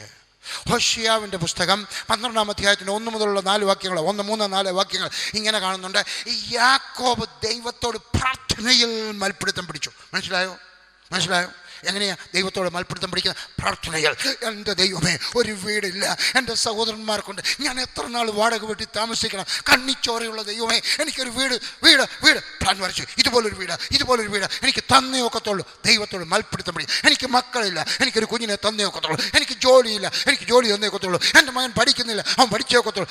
എന്താണ് നിൻ്റെ ആവശ്യം? ദൈവത്തോട് മൽപ്പിടുത്തം പിടിക്കുക. നീ ഏകനായിട്ട് മൽപ്പിടുത്തം പിടിക്കുക. ഇന്ന് ഒത്തിരി പേരും പ്രാർത്ഥനയുടെ ചുമതലയെല്ലാം PG വർഗീസിന് കൊടുത്തിരിക്കുക. ബ്രദറെ 1000 രൂപ തരുന്ന എൻ്റെ മക്കൾക്ക് വേണ്ടി പ്രാർത്ഥിക്കണം, എനിക്ക് പ്രാർത്ഥിക്കാൻ നേരമില്ല. പോൾ ദിനകരൻ 1000 രൂപ കൊടുത്ത് ചെറിയ പോളെ ഒന്ന് പ്രാർത്ഥിച്ചേക്കണം, എനിക്ക് പ്രാർത്ഥനയില്ല. ഇല്ല, ആവശ്യക്കാരത്തി നീ മൽപ്പിടുത്തം പിടിക്കണം. അവൻ മൽപ്പിടുത്തം പിടിച്ചു ഏകനായിട്ട്. അവിടെ ദൈവം ഒന്നിറങ്ങി വന്നു. 25-ാമത്തെ വാക്യം. And when God saw that he prevailed not against him, he touched the whole of his thigh, and the whole of Jacob's thigh was out of joint as he wrestled with him. ദൈവം മനുഷ്യനോട് യുദ്ധം പിടിക്കുന്നു, ഗുസ്തി പിടിക്കുന്നു. ആ സമയത്ത് ദൈവത്തിന് മനസ്സിലായി ഞാൻ ജയിക്കത്തില്ല. ആ സമയത്ത് ദൈവം എന്ത് ചെയ്തു? ദൈവം ഒരു തെറ്റ് ചെയ്തു. മലയാളത്തിൽ പറയാം, ദൈവം ഒരു ഫൗള് കളിച്ചു. കേട്ടിട്ടില്ലയോ? ഫുട്ബോൾ കളിക്കും ഫൗള് കളിച്ചു, ടെന്നീസ് കളിക്കും ഫൗള് കളിച്ചു. ഇതാ ദൈവം ഫൗള് കളിക്കുന്നു. കുസ്തി പിടിക്കുന്നവർക്ക് നിയമമുണ്ട്. ചിലയിടത്തൊക്കെ തൊടാൻ പാടില്ല, ചില വർമ്മസ്ഥാനത്ത് തൊടാൻ പാടില്ല. ഇടിക്കാം, നെഞ്ചത്തിടിക്കാം, മുഖത്തിടിക്കാം, പിടിച്ച് തറയിലടിക്കാം. പക്ഷെ ചിലയിടത്ത് തൊടാൻ പാടില്ലാത്തിടത്ത് അവൻ തൊട്ടിരിക്കുന്നു. ദൈവം എന്താ കാര്യം? അവനോട് ഗുസ്തി പിടിച്ചാൽ ജയിക്കത്തില്ലെന്ന് ദൈവത്തിന് തോന്നിയപ്പോൾ ഇതാ ഒരു പരമാർത്ഥം. ദൈവത്തോട് ഗുസ്തി പിടിക്കുന്ന മനുഷ്യൻ്റെ മുമ്പാകെ ദൈവം ബലഹീനനായി മാറുന്നു. അതുകൊണ്ട് ദൈവത്തിന് ഫൗള് കളിക്കേണ്ടി വന്നു. ദൈവം അവൻ്റെ ഗുസ്തി പിടിച്ചു. അപ്പോൾ ദൈവം അവൻ്റെ പറഞ്ഞു, ദൈവം അവൻ്റെ പറയാൻ, ദൈവം അവൻ്റെ അപേക്ഷിക്കുക, please let me go for the day breakup. And he said, I will not let thee go except thou bless me. ദൈവം അവൻ്റെ പറയാം, എന്നെ വിട്, നേരം വിളക്കാൻ വന്ന് എനിക്ക് പോയൊക്കെ. അവൻ പറഞ്ഞു, ഞാൻ വിടത്തില്ല. ഇതാണ് ഗുസ്തി, ഇതാണ് ഞാൻ വിടത്തില്ല, ഞാൻ നിന്നെ വിടത്തില്ല. അനുഗ്രഹം മാറ്റു, എന്നെ അനുഗ്രഹിച്ചാട്ടെ. Catch hold of him, catch hold of his feet, catch hold of his hand, catch hold of him. സമയമില്ല ഉദാഹരണം പറയുവാൻ. അവൻ അങ്ങനെ പിടിച്ചു കഴിഞ്ഞ പറഞ്ഞു, നീ എന്നെ അനുഗ്രഹിച്ചല്ല. എന്താണ് നിൻ്റെ ആവശ്യം? ഒരു വീടാണോ? എന്താണ് നിൻ്റെ ആവശ്യം? ഒരു കാറാണോ? എന്താണ് ആവശ്യം? കുറച്ച് പണമാണോ? ഇതൊന്നുമല്ല. ഇതൊക്കെ അവനൊന്നും എല്ലാം ഉണ്ട്. അവനില്ലാത്ത എന്താണ്? നീ എന്നെ അനുഗ്രഹിക്കണം, നിൻ്റെ സാന്നിധ്യം എൻ്റെ കൂടെ ഉണ്ടായിരിക്കണം, എൻ്റെ ജീവിതത്തിൻ്റെ ഈ വരൾച്ച മാറിക്കിട്ടണം. നിൻ്റെയും എൻ്റെയും പ്രാർത്ഥന ഇതായിരിക്കട്ടെ, എന്നെ അനുഗ്രഹിക്കണം. വീട് അത്യാവശ്യമാണ്, കാറ് അത്യാവശ്യമാണ്, ജീവിത സൗകര്യങ്ങൾ അത്യാവശ്യമാണ്, മകളുടെ വിവാഹം അത്യാവശ്യമാണ്, മകനൊരു കുഞ്ഞ് ആവശ്യമാണ്. പക്ഷെ ഇതിനേക്കാളൊക്കെ ആവശ്യം എനിക്കെൻ്റെ അനുഗ്രഹം വേണം, നിൻ്റെ സാന്നിധ്യം വേണം. 28-ാമത്തെ വാക്യം. ദൈവം യാക്കോബിൻ്റെ ഒക്കെ പറഞ്ഞു, thy name shall be called no more Jacob but Israel, for as a prince hast thou power with God and with men and hast prevailed. ദൈവം യാക്കോബിൻ്റെ ഒക്കെ പറയുകയാണ്, ഞാൻ നിൻ്റെ പേര് മാറ്റാൻ പോവുകയാണ്. നിൻ്റെ പേര് എനിക്കിഷ്ടമല്ല, എനിക്കത് മാറ്റാൻ പോവാണ്. ഞാൻ നിന്നെ ഒരു കുറച്ചുകൂടെ ഉയർന്ന ലെവലിലേക്ക് ഉയർത്താൻ പോവുകയാണ്. ഞാൻ നിനക്ക് പേര് യാക്കോബ് എന്നുള്ളത് മാറ്റി ഒരു 2nd ലെവൽ 3rd ലെവലുള്ള പേര് മാറ്റി ഞാൻ നിനക്ക് ഏറ്റവും ഉന്നതമായ ഒരു പേര് തരാൻ പോവുകയാണ്. എന്താണ്? ഇസ്രായേൽ. ഇസ്രായേൽ എന്നുള്ള വാക്കിൻ്റെ അർത്ഥം എന്താണ്? ദൈവത്തിൻ്റെ രാജകുമാരൻ, ദ പ്രിൻസ് ഓഫ് ഗാഡ്. ദൈവം നിൻ്റെ പേര് മാറ്റുമ്പോൾ അതൊരിക്കലും ഒരു 2nd നെയിം ആയിരിക്കത്തില്ല. ദൈവം നിൻ്റെ പേര് മാറ്റുമ്പോൾ അത് ഏറ്റവും ടോപ്പിലുള്ളതായിരിക്കും. ഇനിയും പറയുന്നത് കേട്ടാണ്, ദൈവം അവൻ്റെ പേര് മാറ്റി. എന്താക്കി? ഇസ്രായേൽ എന്നാക്കി. ഇവൻ ആരാണ്? അബ്രഹാമിൻ്റെ കൊച്ചുമാനാണ്. എൻ്റെ ചോദ്യം, അബ്രഹാമാണോ വലിയവൻ അതോ യാക്കോബാണോ വലിയവൻ? യാക്കോബ്. ദൈവം തൻ്റെ വംശത്തിന് പേര് കൊടുത്തത് അബ്രഹാം എന്നല്ല. ദൈവം തൻ്റെ വംശത്തിന് പേര് കൊടുത്തത് ചതിയനായിരുന്ന ഒരു മനുഷ്യൻ്റെ പുതിയ പേരാണ്, ഇസ്രായേൽ. എങ്ങനെ അവൻ ഈ പേര് കിട്ടി? അവൻ ഈ പേര് കിട്ടിയത് ധൂപക്കുറ്റി വീശിയപ്പോഴല്ല. അവൻ ഈ പേര് കിട്ടിയത്, ഞാൻ ധൂപക്കുറ്റി വീശുന്നതിന് കുറ്റം പറഞ്ഞല്ല കേട്ടോ, അങ്ങനെയൊന്ന്. അവൻ ഇത് കിട്ടിയത് കുരിശുമൂട് പണിത് കൊടുത്തിട്ടല്ല. അവൻ്റെ പേര് കിട്ടിയത് അവൻ PG വർഗീസിന് ചോറ് കൊടുത്തപ്പോഴല്ല. അവൻ ഈ പേര് കിട്ടിയത്, പുതിയ പേര് കിട്ടിയത് PG വർഗീസിന് 1000 രൂപ മാസം തോറും അയച്ചു കൊടുത്തപ്പോഴല്ല. അവൻ ഈ പേര് കിട്ടിയത് അവൻ ട്രാക്ട് കൊടുത്തപ്പോഴല്ല. അവൻ ഈ പേര് കിട്ടിയത് ഹല്ലേലൂയ പറഞ്ഞപ്പോഴല്ല. പിന്നെയോ ദൈവത്തോട് കുസ്തി പിടിച്ച് ജയിച്ചപ്പോൾ ദൈവം പറയുകയാണ്, നീ ദൈവത്തോടും മനുഷ്യരോടും കുസ്തി പിടിച്ച് ജയിച്ചത് കാരണം യാക്കോബ് എന്നെയും നിന്നെയും പഠിപ്പിക്കുകയാണ്, if you dare to wrestle with God you can win. നിനക്ക് ദൈവത്തോട് കുസ്തി പിടിക്കാൻ ധൈര്യമുണ്ടെങ്കിൽ, തൻ്റെ ഇടമുണ്ടെങ്കിൽ നിനക്ക് ജയിക്കാം. ചോദ്യം, ദൈവത്തിൻ്റെ ഒക്കെ കുസ്തി പിടിച്ച് ജയിക്കാൻ ആരെ കൊണ്ടെങ്കിലും സാധിക്കുമോ? സാധിക്കും. എങ്ങനെ? ഞാൻ പറയാം. വിചാരിക്കുക, ഒരിടത്തൊരു നല്ല അച്ചായനുണ്ട് തിരുവനന്തപുരത്ത്. ഒരു കുഞ്ഞുണ്ട്, 6 വയസ്സുള്ളൊരു കുഞ്ഞുണ്ട്. അച്ചായൻ ഇവിടുന്ന് ജോലി ചെയ്യുന്നത് കൊല്ലത്തുമാണെന്ന് വിചാരിച്ചു. എല്ലാ ദിവസവും മോട്ടോർ സൈക്കിൾ ഓടിച്ച്, എൻ്റെ ദൈവമേ എന്തൊരു പാടാ, അയ്യോ കുണ്ടും കുഴിയും, അയ്യോ ഹോ, ഇത്രയും കുണ്ടും കുഴിയും നരകത്തിൽ പോലും കാണുമെന്ന് എനിക്ക് വിചാരമില്ല കേട്ടോ. ഇതിനകത്ത് ഈ മോട്ടോർ സൈക്കിളൊക്കെ ഓടിച്ച അങ്ങ് ചെന്നു. പിന്നെ അന്നത്തെ ഒരു ദിവസം വളരെ മോശമായിരുന്നു. ഓഫീസർ ചീത്ത വിളിച്ചു, ഇങ്ങനെയല്ല, ഞാൻ നിന്നെ പിരിച്ചുവിടും, നിന്നെ ഇവിടുന്ന് മാറ്റിക്കള. ഇയാളാകെ വിറച്ച് അവസാനം തിരിച്ച് വൈകുന്നേരം വരിക. പിന്നെയും തിരിച്ച് വരുമ്പോഴും ഇതുപോലെ കുണ്ടും കുഴിയും മഴച്ചാറ്റിലും ഒക്കെ ഉണ്ട്. എങ്ങനെയെങ്കിലും വീട്ടിൽ ഒന്ന് വിചാരിച്ച് എന്നിട്ട് ഒരു കാപ്പിയൊക്കെ കുടിച്ചിട്ട് അവിടെ ഒന്ന് ഇരിക്കണം. അയാൾ വന്ന് കസേരയോട്ട് ഇരുന്നപ്പോഴാണ് പറഞ്ഞു, എന്തോ ഒരു പേര് പറയാം, ആനി, യെസ് മൈ ഡാർലിംഗ്, എനിക്കൊരു കപ്പ് കാപ്പി തരാമോ? അപ്പോൾ കൊച്ചൻ കേട്ടു. 6 വയസ്സുള്ള കൊച്ചൻ ഇറങ്ങി വന്ന്, ഡാഡി ഇങ്ങ് വന്നു. ഡാഡി വരാൻ ഞാൻ നോക്കിയിരിക്കുമായിരുന്നു. വാ നമുക്ക് പോയിട്ട് പന്ത് കളിക്കാം. നോട്ട് ടുഡേ, ഇന്ന് വയ്യ മോനെ, ഞാൻ കൊച്ചില്ല ഡാഡി. ഡാഡി വരുമ്പോൾ ഞാൻ പന്ത് കളിക്കാനായിട്ട് നോക്കിയിരിക്കുമായിരുന്നു. ഈ അച്ചായൻ നല്ല അച്ചായനായതുകൊണ്ട്, നിങ്ങളുടെ നാട്ടുകാരെല്ലാം നല്ല അച്ചായന്മാരാ. ഓക്കെ മോനെ കളിക്കാൻ. അവിടെ ചെന്നു അച്ചായനും മോനും കൂടെ പന്ത് കളിക്കുക. ഇച്ചിരി കഴിഞ്ഞപ്പോൾ മോൻ പറഞ്ഞു, ഐ എം ബോർഡ്, നമുക്ക് ഒന്ന് കുസ്തി പിടിക്കാം. എൻ്റെ പൊന്നു മോനെ, that is the last thing I wanted to do.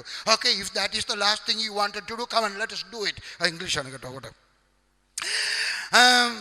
എന്തായാലും ചെറുക്കൻ നിർബന്ധിച്ചത് കാരണം ഈ അച്ചായൻ നല്ലവനായിട്ട് പോയിട്ട് കൊച്ചനുമായിട്ട് കുസ്തി പിടിച്ചു. എൻ്റെ ചോദ്യം, 40 വയസ്സുള്ള അച്ചായൻ, ആരോഗ്യമുള്ള അച്ചായൻ, ബുദ്ധിയുള്ള അച്ചായൻ, 6 വയസ്സുള്ള ദുർബലനായ മകനും ഈ അപ്പനും മോനും കൂടെ കുസ്തി പിടിച്ചാൽ ആര് ജയിക്കും? പറഞ്ഞ് ആര് ജയിക്കും? മോൻ ജയിക്കും. അപ്പന് ആരോഗ്യം കുറഞ്ഞിട്ടല്ല, അപ്പൻ നല്ലവനാകിയാൽ മോന് ജയിക്കാൻ ഒരവസരം കൊടുക്കുകയാണ്.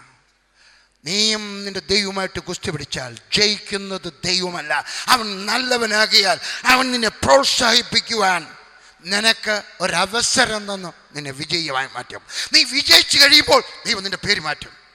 അതുകൊണ്ട് ജയിക്കണം. അടുത്ത കുസ്തിക്ക് നീ ജയിക്കണം. ദൈവത്തോട് യാക്കോബ് പഠിപ്പിക്കുന്നു, ദൈവത്തോട് കുസ്തി പിടിച്ചാൽ ഒരു വീടിന് വേണ്ടി, ആരോഗ്യത്തിന് വേണ്ടി, ബുദ്ധിക്ക് വേണ്ടി, ഒരു വലിയ സഭയ്ക്ക് വേണ്ടി, ദൈവത്തിൻ്റെ കൃപയ്ക്ക് വേണ്ടി, ഏതെങ്കിലുമൊക്കെ കാര്യത്തിന് ദൈവത്തോട് കുസ്തി പിടിച്ചാൽ ജയിക്കുന്നത് നീ ആയിരിക്കും. ദൈവം തോറ്റു തരും, നിന്നെ ജയിക്കുവാൻ നിനക്കൊരവസരം തരും. അദ്ദേഹത്തിൻ്റെ മകൻ ജോസഫ് പഠിപ്പിക്കുകയാണ്. 50-ാം അധ്യായം, ഉൽപ്പത്തി പുസ്തകം 50-ാം അധ്യായം 14-ാമത്തെ വാക്യം. And Joseph returned into Egypt, he and his brother. അവൻ്റെ അപ്പൻ മരിച്ചു, യാക്കോബ് മരിച്ചു. അവരെ വാഗ്ദത്ത ദേശത്ത് കൊണ്ടുപോയി അബ്രഹാമിൻ്റെയും ഇസ്ഹാക്കിൻ്റെയും ശവകുടീരത്തിൻ്റെ അടുക്കൽ അടക്കി. എന്നിട്ട് തിരിച്ചു വന്നു. 15-ാമത്തെ വാക്യത്തിൽ അവൻ്റെ ചേട്ടൻ, അവൻ്റെ സഹോദരന്മാർക്കൊക്കെ ഭയമായി. എടാ, യവനാണ് പ്രധാനമന്ത്രി, നമ്മളവന് ദോഷം ചെയ്തിട്ടുണ്ട്, അവനെ പിടിച്ചൊരു പൊട്ടക്കിണറ്റിലിട്ടു, അവിടുന്ന് പിന്നെ പൊക്കിയെടുത്ത് അടിമയായിട്ട് വിറ്റു, ഇതൊക്കെ അവൻ്റെ മനസ്സിൽ കാണും. അതിന് മുമ്പേയും അവനെ ആളുകൾ ചേട്ടനിമാരൊക്കെ ഒത്തിരി ആക്ഷേപിച്ചതാ, അവിടെ നടാ നീ എവിടെടാ വലിയ, ഇതെല്ലാം ഇവൻ പകരം വീട്ടുമോ? Uncleared accounts can haunt you every day. എവിടെയെങ്കിലുമൊക്കെ നിന്റെ അക്കൗണ്ട് നേരെയല്ല എങ്കിൽ ദൈവത്തോടും മനുഷ്യരും അതിൻ്റെ ഓർമ്മ നിന്നെ ഹാണ്ട് ചെയ്തുകൊണ്ടിരിക്കും, നിന്നെ വേട്ടയാടിക്കൊണ്ടിരിക്കും. അതുകൊണ്ട് അവർ ഭയന്നു. ഈ അനിയൻ ചിലപ്പോൾ ദോഷം ചെയ്തെങ്കിലോ അവർ ഓടിച്ചെന്നിട്ട് ഒരാളിനെ വിട്ടിട്ട് പറഞ്ഞു, അനിയ ദോഷം ചെയ്യല്ലേ, ഞങ്ങൾ നിനക്ക് അടിമയായിരുന്നോളാം, ഞങ്ങൾ നിനക്ക് വേലക്കാരായിരുന്നോളാം, അതുകൊണ്ട് ഞങ്ങൾ ദോഷം ചെയ്യരുത്. അവൻ എന്തു പറഞ്ഞു? 17-ാമത്തെ വാക്യം, 18-ാമത്തെ വാക്യം. നല്ല വാക്യങ്ങളാ, എല്ലാം വായിക്കാൻ നിവൃത്തിയില്ല. 19-ാമത്തെ വാക്യം.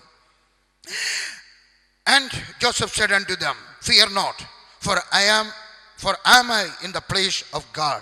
നിങ്ങൾ ഭയപ്പെടേണ്ട, ഭയന്നിരിക്കുന്നവരെ ആശ്വസിപ്പിക്കുന്നവരായി തീരുക. അത് നിന്റെ കൂട്ടുകാരനായിരിക്കാം, നിന്റെ കൂട്ടുകാരിയായിരിക്കാം, നിന്റെ സബോർഡിനേറ്റ്, നിന്റെ താഴെ ജോലി ചെയ്യുന്നവരായിരിക്കാം, നിന്റെ മേൽ ജോലി ചെയ്യുന്നവരായിരിക്കാം. ആരെങ്കിലും ഭയന്നിരിക്കുകയാണെങ്കിൽ, ഇപ്പം വന്നില്ലയോടാ എൻ്റെ അടുക്കേടാ, എനിക്കറിയാമടാ നീ കറങ്ങി ഇല്ല, അവരെ ആശ്വസിപ്പിക്കുന്നവരായി തീരുക. ജോസഫ് അവരെ ആശ്വസിപ്പിച്ചു. എന്നിട്ട് പറഞ്ഞു, പകരം വീട്ടാൻ ഞാൻ ദൈവത്തിൻ്റെ സ്ഥാനത്ത്. ഇനിയും പറയുന്നത് കേട്ടാണ്, പകരം വീട്ടാൻ ശ്രമിക്കരുത്.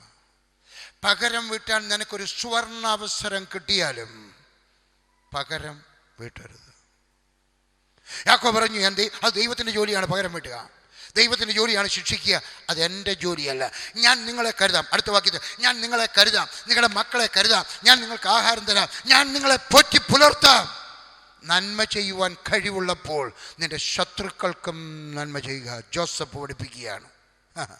എന്നിട്ട് പറയുകയാണ്, നല്ല സുന്ദരമായ വാക്യം, 20-ാമത്തെ വാക്യം, നിങ്ങൾ എനിക്ക് ദോഷം നിരൂപിച്ചു, പക്ഷേ എൻ്റെ ദൈവം നിങ്ങൾ ചെയ്ത ദോഷത്തെ നന്മയാക്കി മാറ്റി. മനസ്സിലായോ? ആർക്കാണോ ക്ഷമിക്കുവാൻ കഴിയുന്നത്? ഇനി പറയുന്നുണ്ട്, അവൻ ആരോടെങ്കിലും ക്ഷമിക്കാൻ ബാക്കിയുണ്ടോ? ഇല്ല. അവൻ്റെ സഹോദരന്മാരോട് ക്ഷമിച്ചു. നിങ്ങൾക്കറിയാം, ഒരു ഹെഡ് ബട്ട്ലർ, അപ്പക്കാരൻ, അവനോട് ക്ഷമിച്ചു. അവൻ പൊത്തിപ്പറിൻ്റെ ഭാര്യയോട് ക്ഷമിച്ചു. വേറെ ആരും ക്ഷമിക്കും? എന്നെക്കൊണ്ട് സാധ്യമല്ല. ജോസഫിൻ്റെ സ്ഥാനത്ത് ഞാനായിരുന്നെങ്കിൽ, ഒരു പൊത്തിപ്പറിൻ്റെ ഭാര്യ എനിക്ക് അങ്ങനെ ദോഷം ചെയ്തിരുന്നെങ്കിൽ ഞാൻ ക്ഷമിക്കത്തു. പക്ഷേ ജോസഫ് സകലരോടും ക്ഷമിച്ചു. എന്നിട്ട് പറഞ്ഞ്, ഞാൻ നിങ്ങളെ പോറ്റി പുലർത്താം. 21-ാമത്തെ വാക്യത്തിനകത്ത്. അത് കഴിഞ്ഞിട്ട് താഴെ അവൻ്റെ സഹോദരന്മാരെ വിളിച്ചു. 23, 24. അവൻ്റെ സഹോദരന്മാരെ വിളിച്ചു. അവൻ്റെ സ്വന്തം സഹോദരന്മാർ മരിച്ചിരുന്നിക്കാം. കാരണം നല്ല ആഹാരം കഴിച്ച് കൊട്ടാരത്തിനകത്ത് സുഖമായിട്ട് ജീവിക്കുന്നവന് കുറച്ച് നാളുകൂടെ ജീവിക്കാൻ സാധ്യതയുണ്ട്. അവൻ്റെ സഹോദരന്മാർ അങ്ങനെയല്ലായിരുന്നു, അലഞ്ഞു തിരിയുന്നവരാണ്. അവരൊക്കെ നേരത്തെ മരിച്ചിരിക്കാം. അവൻ്റെ സഹോദരന്മാരെന്ന് പറയുമ്പോൾ അവൻ്റെ ജ്യേഷ്ഠൻ്റെ മക്കൾ, അവൻ്റെ കൂടെയുള്ള ബ്രദറൻ, അവൻ്റെ കുടുംബത്തിലുള്ള ചാർച്ചക്കാർ, അവരെ എല്ലാവരെയും കൂടെ വിളിച്ചിട്ട് പറഞ്ഞു, നോയിക്കേ, ഞാൻ മരിക്കാൻ പോവുകയാണ്, നിങ്ങളെ ദൈവം ഒരിക്കൽ സന്ദർശിക്കും എന്ന് പറഞ്ഞാൽ അവൻ്റെ സഹോദരന്മാർക്ക് ഇല്ലാതെ ഇരുന്ന ഒരു കാഴ്ചപ്പാട് അവന് കിട്ടി. അവൻ്റെ സഹോദരന്മാർക്കായിരുന്നു ഈ കാഴ്ചപ്പാട് കിട്ടേണ്ടത്. യാക്കോബിൻ്റെ കൂടെ കൂടുതൽ നാൾ താമസിച്ചത് ആരാണ്? സഹോദരന്മാർ. ജോസഫ് എത്ര നാൾ താമസിച്ചു? കൂടിപ്പോയ 17 വയസ്സ് വരെ. അവൻ്റെ സഹോദരന്മാർക്ക് അവൻ്റെ അപ്പനിൽ നിന്നും കിട്ടാത്ത ഒരു കാഴ്ചപ്പാട് ജോസഫിന് കിട്ടി. ഞാൻ ആലോചിച്ച്, എങ്ങനെ കിട്ടി? അവൻ അന്യനാട്ടിലാണ്, ഒരു സഭയില്ല, അന്യജാതികളുടെ മധ്യത്തിൽ താമസിക്കുക. എങ്ങനെ സഹോദരന്മാർക്ക് കിട്ടാതെ ഇരുന്ന്? അവർക്ക് കൂട്ടായ്മയുണ്ട്, അവർക്ക് ആരാധനയുണ്ട്, അവർക്ക് പുരോഹിതനുണ്ട്, അവർക്കെല്ലാം ഉണ്ടായിരിക്കുന്ന സമയത്ത് ഇതൊന്നുമില്ലാത്ത ഇരിക്കുന്ന ഒരു മനുഷ്യന് മറ്റാർക്കുമില്ലാത്ത ഒരു കാഴ്ചപ്പാട് എങ്ങനെ കിട്ടി? എന്താണ് കാഴ്ചപ്പാട് കിട്ടിയത്? ദൈവം നിങ്ങളെ സന്ദർശിക്കും. ഒരു 300 വർഷം കൂടെ കഴിയുമ്പോൾ നിങ്ങളിവിടെ താമസിക്കത്തില്ല, ദൈവം നിങ്ങളെ ഇവിടെ നിന്ന് പുറപ്പെടുവിക്കും, നിങ്ങൾ വാഗ്ദത്ത ദേശത്തേക്ക് മടങ്ങിപ്പോകും. എന്നിട്ട് അവരെ കൊണ്ട് സത്യം ചെയ്യുകയാണ്, നിങ്ങൾ പോകുന്ന സമയത്ത് എൻ്റെ ശരീരം ഇപ്പോൾ ഞാൻ മരിച്ചു കഴിയുമ്പോൾ എന്നെ കുഴിച്ചിടരുത്, നിങ്ങളിതെല്ലാം കൂടെ ഒരു ശവപ്പെട്ടിയിൽ വെച്ചേക്കണം. നിങ്ങൾ പോകുന്ന സമയത്ത് എൻ്റെ എല്ലുകൾ കൂടെ കൊണ്ടുപോയി അബ്രഹാം, ഇസ്ഹാക്ക്, യാക്കോബ് അതിന് അടുക്കൽ എന്നെ കുഴിച്ചിടണം. ഞാൻ ഒരു ചോദ്യം ചോദിച്ചു യോസഫിൻ്റെ വിശ്വാസത്തിൽ ചോദിച്ച, ജോസഫെ, ഇവിടെ കുഴിച്ചിടുന്നതോ അവിടെ കുഴിച്ചിടുന്നതോ തമ്മിൽ എന്താ വ്യത്യാസം? എന്തെങ്കിലും ഉണ്ടോ? ഇല്ല. കാരണം നമ്മളെല്ലാം വിശ്വാസികളാണ്. കർത്താവ് വരുമ്പോൾ നമ്മൾ പോകാനുള്ളവരാ. പിന്നെ ഇവിടെ കുഴിച്ചിട്ടാലും പോരാ, ഇവിടെ കുഴിച്ചിട്ടാൽ കുറച്ചുകൂടി നന്മയുണ്ട്. അവൻ ആരാണെന്നറിയാമോ? മിസ്രൈം നാട്ടിലെ ഏറ്റവും പേരുകേട്ട സുപ്രസിദ്ധനായ പ്രൈം മിനിസ്റ്റർ. ഫറവോ കഴിഞ്ഞാൽ രണ്ടാമത്തെ അധികാരമുള്ള മനുഷ്യൻ എന്ന് പറഞ്ഞാൽ അവൻ എന്തെങ്കിലും ഒരു ദിവസം മരിച്ചു കഴിയുമ്പോൾ അവന് വേണ്ടി ഒരു പിരമിഡ് അവിടെ സൃഷ്ടിക്കുമായിരുന്നു. പിരമിഡിനെ പറ്റി ഞാൻ ഇച്ചിരി പഠിച്ചിട്ടുണ്ട്. ആ പിരമിഡിനകത്ത് സ്വർണം കൊണ്ടുള്ള ഒരു കസേര അവർക്ക് വേണ്ടി ഉണ്ടാക്കിയിടും, അവരുടെ ആത്മാവിനിരിക്കാൻ. ഒരടി നീളമുള്ള സ്വർണം കൊണ്ടുള്ള ഒരു ചെരുപ്പ് ഇട്ടിട്ടുണ്ട് അവർക്കിടാൻ, അവരുടെ ആത്മാവിനിടാൻ. അവരുടെ പേര് സ്വർണ്ണ ലിപികളിൽ എഴുതി വയ്ക്കും. ഇതെല്ലാം കിട്ടുമെന്ന് അറിഞ്ഞിട്ടും ജോസഫ് പറയുകയാണ്, എന്നെ ഇവിടെ കുഴിച്ചിടരുത്, എനിക്ക് വാഗ്ദത്ത ദേശത്ത് പോകണം. ഞാൻ ജോസഫിൻ്റെ ഒക്കെ ചോദിച്ചു, ജോസഫെ ഇവിടെ അവൻ എന്തെല്ലാം ചെയ്യുന്നറിയാം?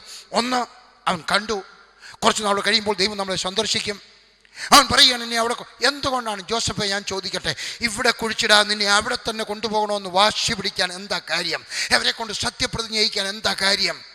ഞാൻ വേദപുസ്തകം അന്വേഷിച്ച് നടന്നപ്പോൾ, എഴുതേണ്ടിയവർക്ക് എഴുതിയെടുക്കാം, വായിക്കാൻ സമയമില്ല. മത്തായി എഴുതിയ സുവിശേഷം 27-ാം അധ്യായത്തിൻ്റെ 52, 53 വാക്യങ്ങളിൽ ഇങ്ങനെ വായിക്കുന്നു. എൻ്റെ മൊത്തം നോക്കിയാട്ടെ, എഴുതുന്നവർക്ക് എഴുതാം. 27, 52, 53 മത്തായി ഇങ്ങനെ വായിക്കുന്നു. യേശു ക്രിസ്തു കാൽവറി ക്രൂശിൽ മരിച്ചു. അവൻ ഉറക്ക നിലവിളിച്ചു. ആ സമയത്ത് സൂര്യൻ ഇരുണ്ടു. ദേവാലയത്തിൻ്റെ തിരശ്ശീല മുകളിൽ നിന്നും താഴെ വരെ രണ്ടായിട്ട് കീറി. എന്നിട്ട് താഴെ എഴുതിയിരിക്കുകയാണ്, അന്ന് മരിച്ച പല വിശുദ്ധന്മാരും ഉയർത്തെഴുന്നേറ്റ് അനേകം പേർക്ക് പ്രത്യക്ഷമായി. ആരൊക്കെയാണ് വിശുദ്ധന്മാർ? അതിനകത്തൊന്ന് തീർച്ചയായിട്ടും ജോസഫ് ഉണ്ടായിരുന്നു. ജോസഫ് മരിക്കുന്ന സമയത്ത് ഇങ്ങനെ പറയുക, നോക്കിക്കേ, അവൻ അവരെ അനുഗ്രഹിച്ചു. ഇനിയും പറയുന്നത് കേട്ടാട്ടെ, പ്രായമുള്ളവരെ നിങ്ങളുടെ മക്കളെ അനുഗ്രഹിക്കണം, ശപിക്കരുത്, അനുഗ്രഹിക്കണം. വല്ലപ്പോഴും ഒക്കെ ഈ ക്രിസ്മസിന് അല്ലെങ്കിൽ നിങ്ങളുടെ മക്കൾ അവധിക്ക് വരുന്ന സമയത്ത് അവരെ വിളിച്ചിട്ട് അപ്പനും അമ്മയും കൂടെ മക്കളെ അനുഗ്രഹിച്ചാട്ട്. യോസഫിൽ നിന്ന് പഠിച്ചു, യാക്കോബിൽ നിന്ന് പഠിച്ചു. എന്നിട്ട് അവരെ അനുഗ്രഹിച്ചിട്ട് പറയുകയാണ്, ഇനിയും നോക്കിയാട്ടെ, ഒരു 300 വർഷം കൂടെ കഴിയുമ്പോൾ നിങ്ങളെ ഇവിടെ നിന്ന് ദൈവം പുറപ്പെടുവിച്ചുകൊണ്ട് പോകും വാഗ്ദത്ത ദേശത്തേക്ക്. എന്നിട്ട് പറയുകയാണ്, എൻ്റെ അസ്ഥി കൂടെ കൊണ്ടുപോകണം. എന്താ കാര്യം? അവൻ കാണുകയാണ്, ഏകദേശം 3000 വർഷം കൂടെ കഴിയുമ്പോൾ മശിഹ ഭൂമിയിൽ ജനിക്കും. അവൻ കാൽവറി ക്രൂശിൽ മരിക്കും. അവൻ മരിക്കുന്ന സമയത്ത് മരിച്ച പല വിശുദ്ധന്മാർ ഉയർത്തെഴുന്നേൽക്കും. ആ കൂട്ടത്തിൽ എനിക്ക് ഉണ്ടാകണം. ഞാൻ നിങ്ങളുടെയൊക്കെ ചോദ്യം ചോദിക്കുന്നു, എന്താണ് നിങ്ങളുടെ വലിയ പ്രത്യാശ? ഒരു വലിയ വീട്. ചോദ്യം ചോദിക്കുക, സ്വർഗത്തിൽ നിങ്ങളുടെ നിക്ഷേപം എന്തുണ്ട്? ഇവിടെ നിങ്ങൾക്ക് വലിയൊരു വീടുണ്ടെങ്കിലും, വലിയൊരു സ്കോഡ കാർ ഉണ്ടെങ്കിലും, വലിയൊരു ബെൻസ് കാർ ഉണ്ടെങ്കിലും, നിങ്ങളുടെ ബാങ്കിൽ ലക്ഷങ്ങളുടെ ബാലൻസ് ഉണ്ടെങ്കിലും, അതിനേക്കാളൊക്കെ വലിയ കാര്യം വാഗ്ദത്ത ദേശത്തെത്തണം. അവൻ പറയുകയാണ്, ഇവിടെ കുഴിച്ചിടരുത്, തന്നെ എന്നെ കൊണ്ടുപോകണം, എൻ്റെ അസ്ഥികൾ കൊണ്ടുപോകണം എൻ്റെ പിതാക്കന്മാരുടെ അടുക്കൽ. കാരണം മെസ്സിയ അവിടെയാണ് മരിക്കുന്നത്. കാരണം അവൻ മരിക്കുന്ന സമയത്ത് അനേക വിശുദ്ധന്മാർ ഉയർത്തെഴുന്നേൽക്കുമ്പോൾ എനിക്കും അക്കൂട്ടത്തിൽ ഉണ്ടായിരിക്കണം. എന്താണ് നിന്റെ ലക്ഷ്യം? 2, അവസാനത്തെ പോയിന്റ്, എങ്ങനെയാണ് മറ്റാർക്കും കിട്ടാത്ത ഈ ഭാഗ്യം ജോസഫിന് കിട്ടിയത്? ഞാൻ ദൈവത്തിൻ്റെ ഒക്കെ ചോദിച്ചു. മൂത്തവനാണ് കിട്ടേണ്ടത്. ഒരപ്പൻ്റെ അനുഗ്രഹം പഴയ നിയമകാലത്തെ അനുസരിച്ച്, വ്യവസ്ഥ അനുസരിച്ച് മൂത്ത മകന് അവന് കിട്ടിയില്ല. രണ്ടാമത്തവന് കിട്ടിയില്ല. മൂന്നാമത്തവൻ, നാലാമത്തവൻ, അഞ്ചാമത്തവൻ, ആറാമത്തവൻ, ഏഴാമത്തവൻ, 8, 11ാമത്തവൻ എങ്ങനെ കിട്ടി? ഞാൻ പഠിച്ചു. അവൻ സകലരോടും ക്ഷമിച്ചപ്പോൾ, അവൻ്റെ സഹോദരന്മാരോട് ക്ഷമിച്ചപ്പോൾ, അവനെപ്പറ്റി അപവാദം പറഞ്ഞു വരുത്തിയ സ്ത്രീയോട് ക്ഷമിച്ചു കഴിഞ്ഞപ്പോൾ, അവനെ മറന്നു കളഞ്ഞ അപ്പക്കാരനോട് ക്ഷമിച്ചു കഴിഞ്ഞപ്പോൾ, ചോദ്യം ചോദിക്കാൻ പോവാ, ആരോടെങ്കിലും ക്ഷമിക്കാനുണ്ടോ? സഹോദരിമാരൊക്കെ ചോദിക്കട്ടെ, ഏതെങ്കിലും ഒരു പുരുഷൻ നിന്റെ കൈക്ക് കയറി പിടിച്ചതാകാം, അവന് ക്ഷമിക്കാൻ കഴിഞ്ഞിട്ടുണ്ടോ?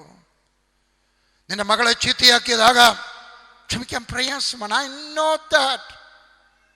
ക്ഷമിക്കുവാൻ കഴിയുമോ? നീ സമ്പാദിച്ച രൂപ മുഴുവൻ നിന്റെ സഹോദരൻ, നിന്റെ സഹോദരി നിന്റെ കയ്യിൽ നിന്നും തട്ടിപ്പറിച്ചുകൊണ്ട് പോയതായിരിക്കാം. നിനക്ക് അവനോട് ക്ഷമിക്കുവാൻ കഴിയുമോ? നിന്റെ അപ്പൻ നിന്നോട് ന്യായം കാണിച്ചില്ലായിരിക്കാം. സമ്പാദിച്ചതെല്ലാം നിന്റെ സ്വത്തുകളെടുത്ത് നിന്റെ ഇളയ അനുജന് കൊടുത്തതായിരിക്കാം. നിന്റെ സഹോദരനോട് ക്ഷമിക്കുവാൻ, നിന്റെ അപ്പനോട് ക്ഷമിക്കുവാൻ, നിന്റെ അയൽക്കാരനോട് ക്ഷമിക്കുവാൻ, നിനക്ക് ദോഷം ചെയ്തോടൊക്കെ ക്ഷമിക്കുവാൻ നിനക്ക് കഴിയുമോ? അത് കഴിഞ്ഞപ്പോൾ അവൻ നീതിമാനായിട്ട് മറ്റാർക്കും കാണാത്തൊരു ദീർഘദർശിയായി മാറുവാൻ അവന് കഴിഞ്ഞു. കുഴിയിൽ കിടന്നവനെ കൊട്ടാരത്തിൽ കൊണ്ടിരുത്തുവാൻ ദൈവത്തിന് പ്രസാദം തോന്നിയത് അവനെല്ലാവരോടും ക്ഷമിക്കുവാൻ കൃപയുണ്ടായിട്ടാണ്. എനിക്കറിയാം, ഇറ്റ്സ് നോട്ട് ഈസി. നിങ്ങളുടെ മകളെ ചീത്തയാക്കിയെങ്കിൽ, നിങ്ങൾ 10-30 വർഷം ഗൾഫിൽ നിന്നോ അല്ലാത്തടത്തുനിന്നോ ഒക്കെ സമ്പാദിച്ചതൊക്കെ നിങ്ങളുടെ അപ്പൻ വേറൊരാൾക്ക് കൊടുത്തെങ്കിൽ, നിങ്ങളുടെ ആയിൽ മാന്തിയെങ്കിൽ, നിങ്ങളെപ്പറ്റി ഒരു അപവാദം പറഞ്ഞു വരുത്തിയെങ്കിൽ, കല്യാണം ഉറച്ചു വെച്ചിരുന്ന കല്യാണം അതിൻ്റെ തലേന്ന് വേറെ ആരെങ്കിലും തട്ടിക്കളഞ്ഞെങ്കിൽ അവർ ക്ഷമിക്കാൻ പ്രയാസം. പക്ഷെ ദ ബൈബിൾ ടീച്ചേഴ്സ് ക്ഷമിച്ചേ തീരൂ. ഞങ്ങളുടെ ജോയ് തോമസ് ബ്രദറിൻ്റെ അങ്ങനെ ഒരു ടേപ്പ് അവിടെ കാണും. വാങ്ങിച്ചുകൊണ്ട് പോവുക, വില കുറച്ച് തരികയാണ്, വാങ്ങിച്ചുകൊണ്ട് പോവുക. ക്ഷമിച്ചേ തീരൂ. ആരോടെങ്കിലും ക്ഷമിക്കാനുണ്ടോ? It's difficult. ഒരു ഉദാഹരണം പറഞ്ഞ് അവസാനിപ്പിക്കാം.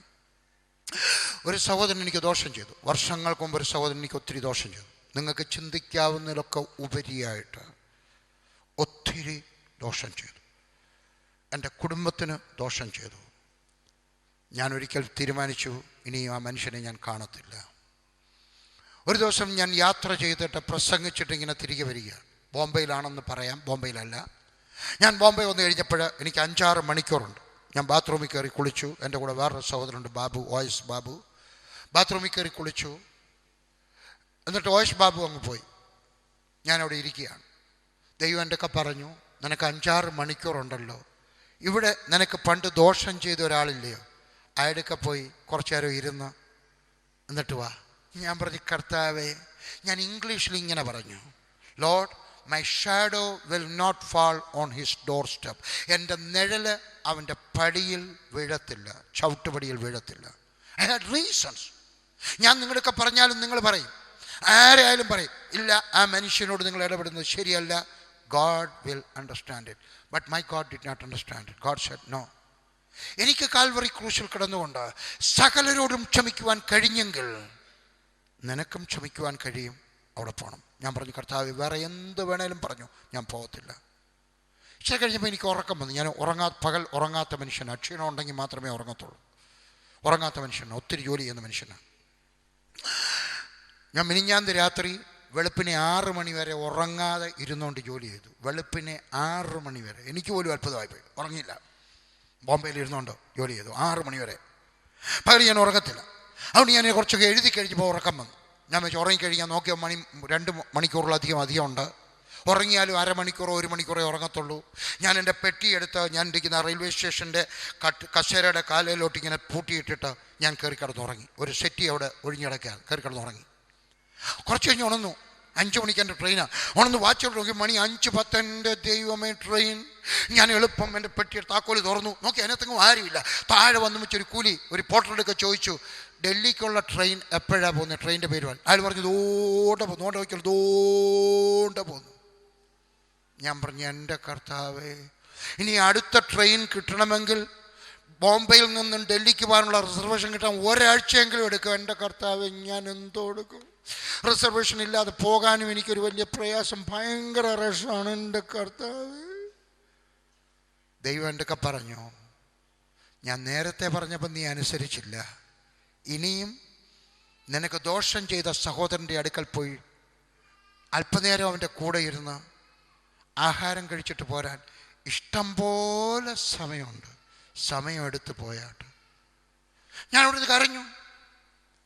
ഞാൻ ആ റെയിൽവേ പ്ലാറ്റ്ഫോമിൽ എൻ്റെ തല കയ്യിൽ പിടിച്ചുകൊണ്ട് ഞാൻ കരഞ്ഞു. ഞാൻ പറഞ്ഞു, ദൈവം എനിക്ക് മനസ്സിലാകുന്നത്, എനിക്ക് ചെയ്തത്, എൻ്റെ ഭാര്യയോട് ചെയ്ത്, എൻ്റെ മക്കളോട് ചെയ്ത്, എൻ്റെ കുടുംബത്തോട് ചെയ്ത് എന്തുമാത്രം ദോഷമാണ് നിനക്ക് മനസ്സിലാവുന്നില്ലയോ? ദൈവം പറഞ്ഞു, ഞാൻ നിന്നെ അനുഗ്രഹിക്കാൻ ആഗ്രഹിക്കുന്നു, അതുകൊണ്ട് പോകണം. ഞാൻ ദൈവത്തിൻ്റെ വാക്ക് പറഞ്ഞു, കർത്താവ്, ഇന്ന് എനിക്ക് പോകാൻ സാധ്യമല്ല. എൻ്റെ മനസ്സ് പ്രിപ്പയർഡ് അല്ല. 1 മാസം സമയം എനിക്ക് തന്നാട്ടെ. ഞാൻ എൻ്റെ മനസ്സൊരുക്കിയെടുത്തതിന് ശേഷം ഞാൻ തിരിച്ച് വീണ്ടും ബോംബെയിൽ വരാം. ആ മനുഷ്യൻ്റെ വീട്ടിൽ ചെന്ന് അദ്ദേഹത്തോട് വെറുതെ ഇരിക്കാം, വർത്തമാനം പറയാം, അദ്ദേഹത്തിനോട് ചോറുണ്ണാം, അദ്ദേഹത്തിന് എന്തെങ്കിലും ഒരു ഗിഫ്റ്റ് കൊടുക്കാം. Give me 1 more month. ദൈവം കേട്ടു എന്ന് ഞാൻ വിചാരിച്ചു. എൻ്റെ ടിക്കറ്റ് ക്യാൻസൽ ചെയ്യാനായിട്ട് ഞാൻ പോയി. ഞാൻ അവിടെ ചെന്ന് വെച്ച് കൗണ്ടറിൽ ചെന്ന് വെച്ച് ഞാൻ ഒരു ചോദ്യം ചോദിച്ചോട്ടെ, അടുത്ത ട്രെയിൻ ഡൽഹിക്ക് എപ്പോഴാണ്? അയാൾ പറഞ്ഞു, 5 മണിക്കൂർ ലേറ്റായിട്ടൊരു ട്രെയിൻ വരുന്നുണ്ട്, അതിപ്പോൾ ഒരു 1/2-3/4 മണിക്കൂറിനകത്ത് വരും. ഞാൻ ചോദിച്ചു, ഒരു ചോദ്യം കൂടെ ചോദിച്ചോട്ടെ? എനിക്കറിയാം സീറ്റ് കാണത്തില്ലെന്ന്, എങ്കിലും അതിനകത്ത് അബദ്ധവശാൽ ഒരു സീറ്റോ ഒരു ബർത്തോ ഉണ്ടോ? അയാൾ ചോദിച്ചു, എത്ര എണ്ണം വേണം? ഞാൻ പറഞ്ഞു, 1. അയാൾ പറഞ്ഞു, 1 എണ്ണം ഉണ്ട്. സാധാരണ ബോംബെയിൽ നിന്ന് ഒരു സീറ്റ് കിട്ടാൻ പ്രയാസമാണ്. അഥവാ കിട്ടിയാൽ അവർക്ക് 100 രൂപ ചോദിക്കാം, 200 രൂപ ചോദിക്കാം. ഒരൊറ്റ ഒരൊറ്റ രൂപ ചോദിക്കാതെ ആ മനുഷ്യൻ എൻ്റെ ടിക്കറ്റ് വാങ്ങിച്ച് അടുത്ത് താമസിച്ച് വരുന്ന ട്രെയിനകത്ത് എൻ്റെ സീറ്റ് വന്നപ്പോൾ ദൈവം എൻ്റെ ഒക്കെ പറഞ്ഞു, ഞാൻ നിന്നിൽ പ്രസാദിച്ചിരിക്കുന്നു. ഞാൻ വീട്ടിൽ പോയി അടുത്ത മാസത്തിൽ ദൈവത്തോട് വാക്ക് പറഞ്ഞതുപോലെ ഞാൻ അവിടെ ചെന്നു. മറ്റേ സഹോദരൻ്റെ വീട്ടിൽ ചെന്നു. അദ്ദേഹത്തിൻ്റെ കൂടെ ഇരുന്നു. അദ്ദേഹത്തിന് കുറച്ച് സാധനങ്ങളൊക്കെ വാങ്ങിച്ചുകൊണ്ട് പോയി. കുറച്ച് ഓർലിക്സ്, വേറെ ചില സാധനങ്ങളൊക്കെ വാങ്ങിച്ചുകൊണ്ട് കൊടുത്തു. അദ്ദേഹത്തിൻ്റെ വീട്ടിലിരുന്നു. അദ്ദേഹത്തോടൊപ്പം ചോറുണ്ടു. പോരാൻ നേരം കുറച്ച് രൂപ കൈ കൊടുത്തിട്ട് പോരാൻ സാധിച്ചു. ഞാൻ ചോദിക്കുകയാണ്, നിങ്ങളുടെക്കൽ ആരോടെങ്കിലും ക്ഷമിക്കാനുണ്ടോ? ദോഷം ചെയ്തവർ, അപവാദം പറഞ്ഞവർ, നിങ്ങളുടെ സ്വത്ത് പിടിച്ചെടുത്തവർ, കണ്ണുകളടയ്ക്കാം, പ്രാർത്ഥിക്കാം. അബ്രഹാം പഠിപ്പിക്കുന്നു, അനുഗ്രഹം വേണമോ ശാപം വേണമോ നിനക്ക് തിരഞ്ഞെടുക്കാം. നിങ്ങളേത് തിരഞ്ഞെടുക്കും? ഇന്ന് തീരുമാനമെടുത്താട്ടെ. ഇന്നു മുതൽ അനുഗ്രഹിക്കപ്പെട്ട ഒരു അബ്രഹാമിൻ്റെ കുറ്റം ഞാൻ പറയത്തില്ല എന്ന് പറഞ്ഞതിൻ്റെ അർത്ഥം അല്ലാത്തവരുടെ കുറ്റം പറയണമെന്നാണോ? അല്ല, ഇല്ല. ഇന്നു മുതൽ ഞാൻ വേറൊരാളിൻ്റെ കുറ്റം പറയത്തില്ല. തീരുമാനിക്കാം. ഞാൻ അവരെ അനുഗ്രഹിക്കും. അനുഗ്രഹിക്കപ്പെട്ട അബ്രഹാമിന് ഒരു ഷർട്ട് വാങ്ങിച്ചു കൊടുക്കും. അനുഗ്രഹിക്കപ്പെട്ട അബ്രഹാമിന് ഞാനൊരു സോക്സ് വാങ്ങിച്ചു കൊടുക്കും. അനുഗ്രഹിക്കപ്പെട്ട അബ്രഹാമിന് ഞാൻ കുറച്ച് രൂപ കയ്യിൽ കൊടുക്കും. അനുഗ്രഹിക്കപ്പെട്ട അബ്രഹാമിനെ എൻ്റെ വീട്ടിൽ വിളിച്ച് ഞാൻ ഒരു നേരത്തെ ചോറ് കൊടുക്കും. അനുഗ്രഹിക്കപ്പെട്ട അബ്രഹാമിനെ ഞാൻ എൻ്റെ വാക്കുകൊണ്ട് അനുഗ്രഹിക്കും. ഇസ്ഹാക്ക് പഠിപ്പിക്കുന്നു, നിനക്കെന്തെങ്കിലും ഒരു ക്ഷാമമുണ്ടായിപ്പോയാൽ നിലം ഒരുക്കിയെടുക്കുക, വിത്ത് ധാരാളമായിട്ട് വിതയ്ക്കുക, നിനക്ക് 100 മേനി കൊയ്യാം, അനുഗ്രഹിക്കപ്പെടാം. ക്ഷാമത്തിലാണോ? ഈ 2 കാര്യങ്ങൾ ചെയ്യുക. യാക്കോബ് പഠിപ്പിക്കുകയാണ്, നീ ദൈവത്തോട് കുസ്തി പിടിച്ചാൽ, പ്രാർത്ഥനയിൽ ദൈവത്തോട് മൽപ്പിടുത്തം പിടിച്ചാൽ ദൈവം നിന്നെ അനുഗ്രഹിക്കുവാൻ അനുവദിച്ചു തരും. നീ ജയിക്കും. സ്വർഗത്തിലെ ദൈവം നിന്റെ പേര് മാറ്റും. ജോസഫ് പഠിപ്പിക്കുകയാണ്, എത്ര വലിയ ദോഷം ചെയ്തവരോടും നീ ക്ഷമിക്കണം, ക്ഷമിച്ചേ തീരൂ. ആര് ക്ഷമിക്കും? ആര് പറയും ഞാനിന്ന് ക്ഷമിക്കുന്നു? എൻ്റെ ഭർത്താവിനോട്, എൻ്റെ ഭാര്യയോട്, എൻ്റെ അമ്മായിമ്മയോട്, എൻ്റെ നാത്തൂനോട്, എനിക്ക് ദോഷം ചെയ്ത പാസ്റ്ററോട്, എനിക്ക് ദോഷം ചെയ്ത അയൽക്കാരോട്, എനിക്ക് ദോഷം ചെയ്ത സകലരോടും ക്ഷമിക്കുന്നു. ദൈവമേ, പ്രയാസമാണ്, പക്ഷെ അവരോട് ക്ഷമിക്കുവാൻ എന്നെ പഠിപ്പിക്കണമേ. ആർക്കാണ് വഴി തരാത്തവരുണ്ട്, അവരോട് ക്ഷമിക്കാത്തവരുണ്ട്? കൈ ഉയർത്തരുത്. ആരാണ്ട് നിങ്ങൾക്ക് വഴി തന്നില്ല, പക്ഷെ അവരോട് ക്ഷമിക്കാൻ നിങ്ങൾക്ക് കഴിയുന്നില്ല. ആർക്കെങ്കിലും വഴി കൊടുക്കാത്തവരുണ്ടോ? വഴി കൊടുക്കണം. എൻ്റെ വീഡിയോ കേൾക്കുന്നവരൊക്കെ പറയാണ്, നിങ്ങളുടെ അയൽക്കാരൻ നിങ്ങളോട് വഴി ചോദിച്ചാൽ വഴി മുടക്കരുത്, വഴി കൊടുക്കണം. ക്ഷമിക്കാനുണ്ടോ? ആരാണ് ക്ഷമിക്കാനുള്ളത്? ആര് പറയും ഞാൻ ക്ഷമിക്കുന്നു? ക്ഷമിക്കാൻ പ്രയാസമാണ്, പക്ഷേ ഞാൻ ക്ഷമിക്കുന്നു. എൻ്റെ ദൈവമേ, ഞാൻ ക്ഷമിക്കുന്നു. എൻ്റെ കർത്താവ് യോസഫിനെ പോലെ എന്നെ ആക്കി തീർക്കണമേ. എൻ്റെ ദൈവമേ, ആര് പറയും ഞാൻ ക്ഷമിക്കുന്നു, മനഃപൂർവ്വം ക്ഷമിക്കുന്നു? പ്രാർത്ഥിക്കാം. ആര് പറയും ഞാൻ ഇന്ന് ക്ഷമിക്കുന്നു? അങ്ങനെ പറയുവാൻ ആഗ്രഹിക്കുന്നവർ പ്രയാസമാണെങ്കിലും നെഞ്ചത്ത് കൈവച്ചാട്ട് ഞാൻ പ്രാർത്ഥിക്കാൻ പോവുകയാണ്. ഞാൻ ക്ഷമിക്കുന്നു. എനിക്ക് ദോഷം ചെയ്തവരോട് ക്ഷമിക്കുന്നു. എന്നോട് അന്യായം കാണിച്ചവരോട് ക്ഷമിക്കുന്നു. എൻ്റെ സഭയിലെ വിശ്വാസികളെ അടിച്ചുകൊണ്ട് പോയവരോട് ഞാൻ ക്ഷമിക്കുന്നു. എന്നെപ്പറ്റി അപവാദം പറഞ്ഞവരോട് ഞാൻ ക്ഷമിക്കുന്നു. എൻ്റെ സ്വത്തെടുത്തുകൊണ്ട് പോയവരോട് ഞാൻ ക്ഷമിക്കുന്നു. അതിക്രമം കാണിച്ചവരോട് ഞാൻ ക്ഷമിക്കുന്നു. ആര് പറയും ഞാൻ ക്ഷമിക്കുന്നു? ആര് പറയുന്നു ഞാൻ ക്ഷമിക്കുന്നു? അങ്ങനെയുള്ളവർ നെഞ്ചത്ത് കൈവച്ചാട്ട് ഞാൻ പ്രാർത്ഥിക്കാൻ പോവുകയാണ്. കണ്ണുകൾ അടഞ്ഞിരിക്കട്ടെ. പറഞ്ഞാട്ടെ, യേശുവിനോട് പറഞ്ഞാട്ടെ ഞാൻ ക്ഷമിക്കുന്നു. ആളുടെ പേര് പറഞ്ഞിട്ട് പറഞ്ഞാട്ടെ ഞാൻ ക്ഷമിക്കുന്നു. പൂനായിൽ ഒരു പോലീസുകാരൻ എൻ്റെയൊക്കെ വന്നിട്ട് പറഞ്ഞു, എൻ്റെ ഭാര്യ ഒരു പാപം ചെയ്തു, മഹാപാപം ചെയ്തു, എനിക്ക് അവളോട് ക്ഷമിക്കാൻ കഴിയുന്നില്ല. എൻ്റെ മുമ്പിലിരുന്ന ആ ചെറുപ്പക്കാരൻ ഒരു 15-20 മിനിറ്റ് കഴിഞ്ഞപ്പോൾ അയാൾ ഇങ്ങനെ പറഞ്ഞു, ഞാൻ അവളോട് ക്ഷമിക്കുന്നു, അവനോടും ക്ഷമിക്കുന്നു. ഞാൻ ഇന്നും മറന്നിട്ടില്ല. 10-30 വർഷത്തിന് മുമ്പ് അവൻ മോചനം പ്രാപിച്ചു. അവൻ്റെ മെനഞ്ചറ്റിസിൽ നിന്ന് അവന് സൗഖ്യം കിട്ടി. നിങ്ങളും മോചനം പ്രാപിക്കുമോ? ദോഷം ചെയ്തവരോട് ക്ഷമിക്കുമോ? പ്രാർത്ഥിക്കട്ടെ. യേശുവിനോട് പറഞ്ഞാട്ടെ, സംസാരിച്ചാട്ടെ. ഞാൻ ക്ഷമിക്കുന്നു, അവളോട് ക്ഷമിക്കുന്നു, അവനോട് ക്ഷമിക്കുന്നു, ആ ദൈവദാസനോട് ക്ഷമിക്കുന്നു, എൻ്റെ അമ്മയോട് ക്ഷമിക്കുന്നു. എൻ്റെ ആരോടാണ് ക്ഷമിക്കാൻ പ്രയാസമുള്ളത് അവരുടെ പേര് പറഞ്ഞ് ക്ഷമ ചോദിച്ചാട്ടെ. ക്ഷമ ചോദിച്ചാട്ടെ. ഞാൻ നിങ്ങൾക്ക് വേണ്ടി പ്രാർത്ഥിക്കാൻ പോവുകയാണ്. എല്ലാ കണ്ണുകളും അടഞ്ഞിരിക്കട്ടെ. ആരൊക്കെയാണ് ഈ കൈ നെഞ്ചത്ത് വെച്ചിരിക്കുന്നത്? ഈ കൈ ഉയർത്തിപ്പിടിക്കുമോ? ഞാൻ നിങ്ങൾക്ക് വേണ്ടി പ്രാർത്ഥിക്കാൻ പോവുകയാണ്.